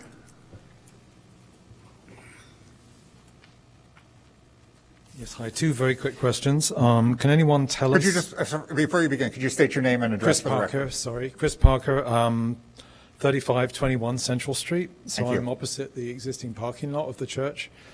Can anyone tell us when we can anticipate IDOT reaching a decision on the full access proposal in Grosse Pointe? How will that decision be shared with the hillside community? And thirdly, in light of the significant likely traffic impacts of the proposed development, is it not premature to be deliberating on all the non-traffic related aspects before IDOT has made its determination? So I don't know what IDOT's time frame is, if they have one, if you've been provided with any information, if it's, I'm just going to ask them because I don't know how to answer that question for you. Could you just come up and so we can get you for the record, please? We're hoping in short order, hopefully in a week or two. Okay. So if to answer that question somewhat for you, Mr. Parker, we're a recommending body, so what we decide tonight is not final by any means, and if the decision, by the time the full project goes to City Council, IDOT should have an answer in, and City Council is the final determining body on this. So they would make that they would have that information before it came to, before they made a final decision. Mr. Rutan? Hi, I'm Peter Rotan, sorry. The president of First Williamsburg Corporation, so I'm speaking for the corporation. I did want to make a correction. Mr. Marlis mentioned that the corporation did not want to discuss these things with them. That's not exactly correct. Actually, what we stated was that as currently conformed, and this is the message that was sent, as currently conformed, the Kensington School project is not in the best interest of the corporation. And this may sound a little So there's kind of a general thing I want to say, which is that my sense, and I think this is reflective of the corporation's sense, is that this is something that doesn't fit. It's too large. What it's trying to do doesn't really work in that area, both because it would make traffic issues and also because it doesn't really, it's going to do things such as severely reduce certain kinds of important landscape areas. And one thing I want to mention is that it will, when the word reduce transition landscape from 10 to 6, to me, I would just say remove 4 feet of landscape.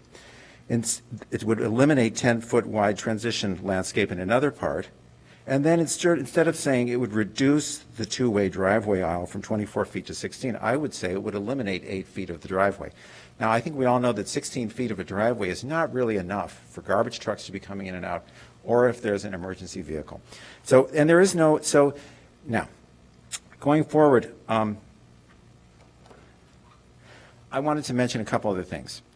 Their traffic person said, I think I'm getting this right, that IDOT is requiring right in, right out at Grosse Pointe Road. I have seen accidents. Probably most of the people that live here have seen accidents on that corner where Grosse Pointe and Central and Crawford all come together. And I have children who have crossing that street is very scary. I'm telling them, look in every direction. And it's also partly because in Chicago area, we're not used to these kinds of not square intersections. So that makes it more dangerous anyway. And so that's a serious issue. And for First Williamsburg to be entering into Grosse Pointe Road, only being able to make a right on a street where it's very busy and you have people rushing to get, for instance, if they're going southwest on Grosse Pointe, they're rushing to get to sometimes the expressway, and it's a straight line. I see them blowing the red light, doing a little slowdown.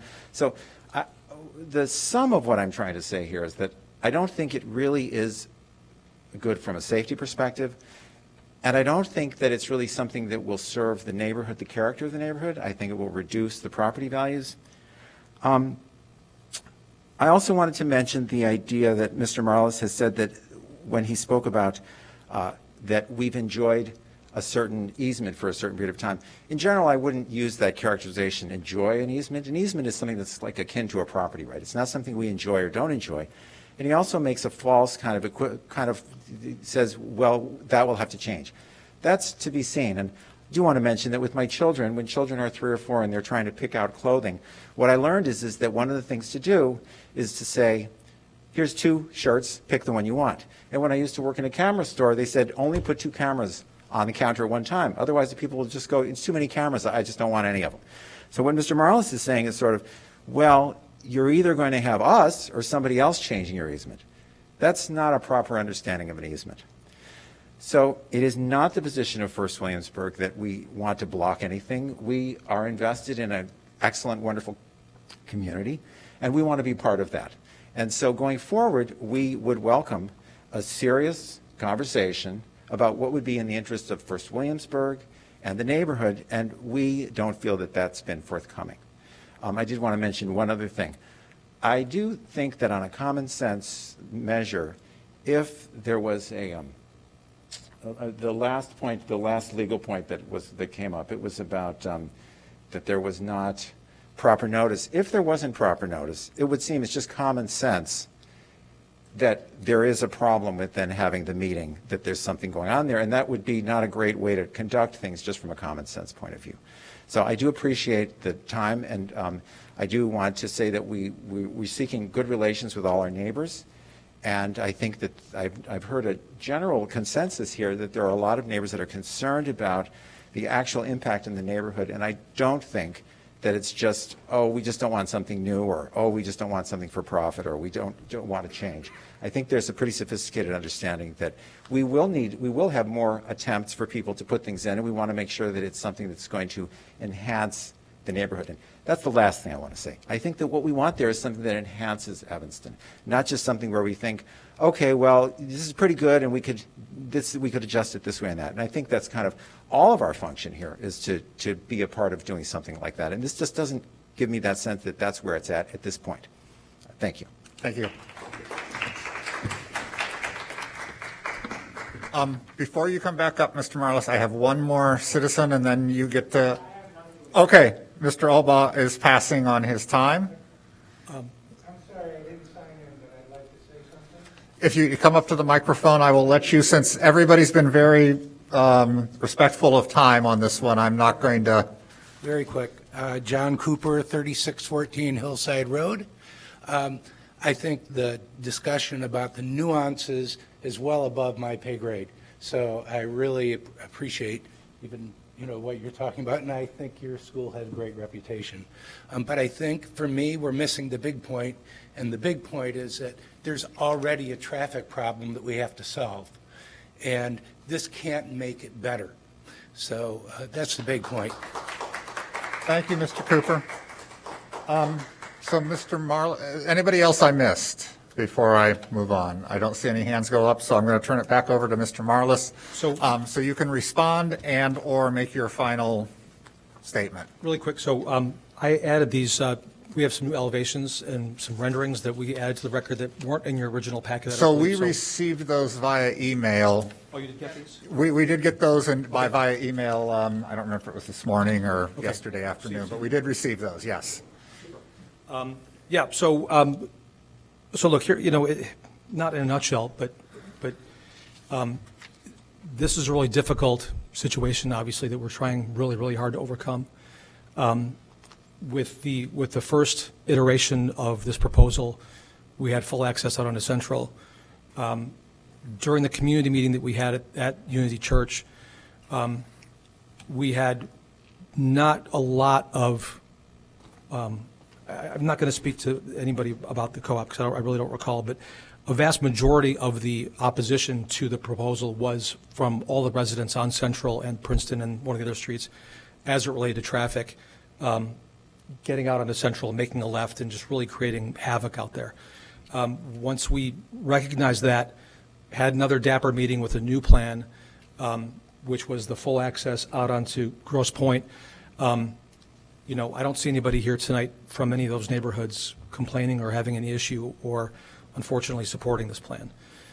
So what we have is, a number of residents, all from the co-op, that I really do want to work with and try and find a solution. Mr. Rutan, happy to speak to you one-on-one. It's nice to meet you.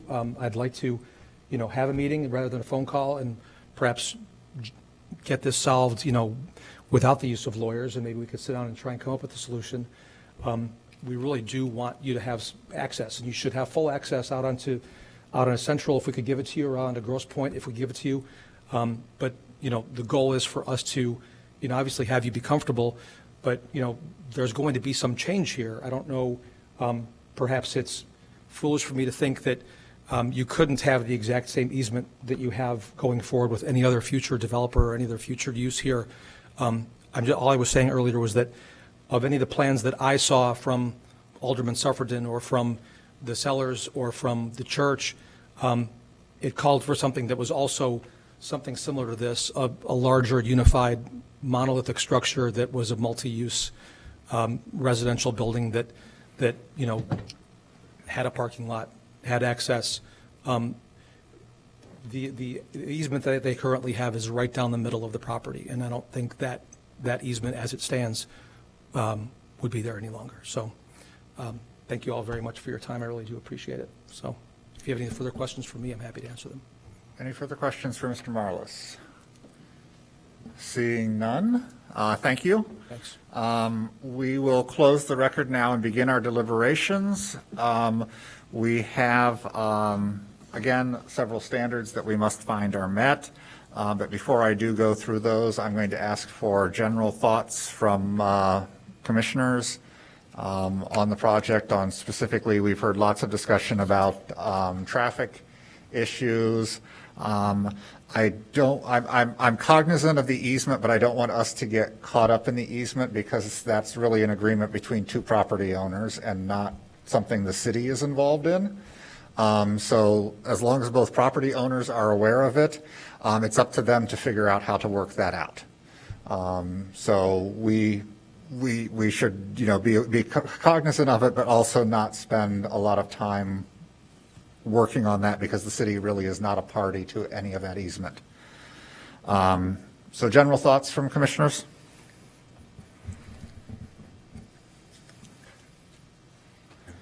I'll go, I guess. I tell you, I would, I think the concept of a daycare center is great. We need more of them. I just don't see it at the site. I think that, and I am so very familiar, if I wasn't, I'd probably overlook this, but I am so very familiar with the traffic and how screwed up it is, and how I can just imagine the problems, with this in and out on Grosse Pointe Road there, because there's problems now. And the fact that we're still waiting for IDOT, I don't see how we can rule on this without knowing what IDOT's going to say. IDOT may say you can't have it there, or they may have some other major change to the way traffic goes in and out of the site. So I would at least want to wait for IDOT before I vote to approve this. So before we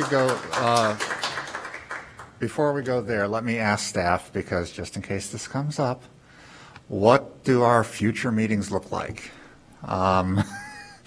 Just because if there is a feeling that some commissioners are not comfortable making decisions until they hear from IDOT, it's within our, we have the ability to continue a case on our own. The next meeting is very busy now. Right. What is the next meeting following? The next meeting following, Which would be like the 27th? You're going to have items. Okay. So, I mean, you could continue it, but you could also. August will. I mean, but also we obviously have added something. Sorry for speaking over you. We obviously have added something to our next agenda on the 13th. On the 27th, because if this is continued over, I would expect it would be continued over really for the discussion on the traffic itself. Since that seems to be the major issue, correct me if I'm wrong, Commissioner Halleck, that seems to be the answer that some members feel is lacking here. So what does our meeting on the 27th look like in terms of, like, what do we have? Is it like 3 planned developments? Is it? You don't have planned developments. You're just going to have, you might have a variance and amendment to a special use. Type cases? Yeah. Okay. So with that, Commissioner Halleck, and other commissioners, Commissioner Miranchuk, I know you turned your light on. I'll get to you in a second. Are there other commissioners who feel similarly to Commissioner Halleck of kind of wanting to hear what IDOT has to say? Yes. Commissioner Westerberg, Commissioner Lindberg. Yes. I almost combined you into Lindberg. Oh, okay. It's getting late. Commissioner Miranchuk, did you have something that you wanted to? No, I just wanted to support Commissioner Halleck. I also want to say IDOT because it will not only give us something very important, but it may need additional site planning. Okay. So, Mr. Marlis, it sounds like there's a desire by this board to continue this until the 27th. So I'll ask if there is a motion. I'd like to make a comment because I will not be able to be here on the 27th. And I think that it's probably really important, while I know that there's a 16-foot easement now, I think that the variation request to reduce the drive aisles from 16 to 24 to 16 feet. I think that it would be very important for emergency vehicles and other access that whatever the easement ends up being, it ends up being 24 feet to get to. So the easement where they park is currently 16. Okay. So we're honoring the same easement that they currently have. Where we have when you come in off of Grosse Pointe, we come in at 24 feet. so that we can make a right into the school and then continue to go straight. And then as you continue to go straight, it's reduced to 16 feet. On their property or your property? That's on our property. Well, I think that it probably, as you're negotiating whatever the easement is, my suggestion would be that you work on. So you're asking us to give them more of an easement? Yes. So I would just say, maybe if we're having an extra month of time here, that maybe there can be discussions at some level between Mr. Rotan and his. I'm going to ask you to come to a microphone, please, just so we can get you on the record. Yeah, absolutely. Because we are not a management company, because we're not a company, it's important that we have, this is not some kind of effort to obstruct things. What it has to do with is making sure that I'm not accusing anybody of and I'm anything. just speaking to the necessity of having these things. And I did want to just mention one thing about the easement. Clearly, an easement that would be adequate for emergency vehicles would be something that we'd all be in support of. So I'm just going to put that out there. I think it's important to know, Terry Albaugh from 3508, I own part of the easement as well. So if we get to the point where that has to happen, I'm a party to the easement. Okay. West, your house west. Oh, great, I'm your west. Okay. So it sounds like there's going to be a motion to continue so that we can hear an answer, hopefully from IDOT, as well as then us kind of asking that any parties to the easement have discussions that need to be had. Like I said, we're not as concerned about the easement because that's really an agreement between the 2 or 3 of you. But obviously, it makes it easier for you all to figure out how this works. And if it's going to change something that we are concerned with, then we need to sort of know that up front. It just makes it easier for us. Because we can approve a project, but if you don't agree to changing easements or adjusting easements in any way, then the project doesn't move forward anyway. So I will ask if there is a motion to continue 3434 Central until July 27th. I'll move to continue 3434 Central to July 27th. Moved by Westerberg. Is there a second? Second. Seconded by Lindwall. Any discussion? Hearing none. We can just do this by voice vote, can't we? Do the roll call? Okay. Roll call vote, please. Commissioner Aravallo? Yes. Commissioner Halleck? Yes. Commissioner Westerberg? Yes. Commissioner Murinchev? Yes. Commissioner Johnson? Yes. Commissioner Linwall? Yes. Commissioner Puctel? No. Chair Rogers? Yes. So with a vote of 7-1, this matter is continued. As I mentioned at the last case that was continued, there will be no additional noticing, anything like that. But again, hopefully we'll have an answer from IDOT by that time. And then any further discussions I would encourage between the neighbors and Mr. Marlis so that maybe things will be in a little more concrete, settled way when they come back to us. So with that, that concludes that matter for this evening. I timed it perfectly. We do have a couple other just quick little items on the agenda. The first one being communication. Does staff have anything to share with us? No. Since Commissioner Halleck probably wants to know, the commission. I was going to ask that one for him. The comp plan continues to move forward. We are doing a second round of interviews. Staff scheduling has been a bit challenging the past month, so we have decoupled the comprehensive plan from the strategic plan. It's just going to be a comprehensive plan at this point. So we will plan to make a decision in probably the next week, and this will go to City Council in July for approval. Okay. Anything else from staff? I have one quick little comment. We have a new staff member who will be joining us on July 11th, a planning manager for the Planning and Zoning Division. So she will be at your July 13th meeting. And she may even be watching. She's coming from Washington State. She's moving here next week. So. Okay. One quick little thing I want to bring up, I've talked to some city staff about this. What is the status on the application for the Margarita Inn? Have not applied yet. Is there some reason they've not applied yet? And if they have not, is there some reason the city has not cited them yet for being in violation? No comment. And I'm looking to our law department, so we can talk offline if you'd like, Chair. Okay, I'm just kind of curious because it seemed like we were moving down that road at one point and now we have stalled. And in conversations I have with other members of the law department, discussions were, I thought, moving forward. Anything else anybody has? Seeing nothing, there is one last citizen comment, but I only see one person sitting here who I don't think is going to make a comment. So with that, I'll ask if there's a motion to adjourn.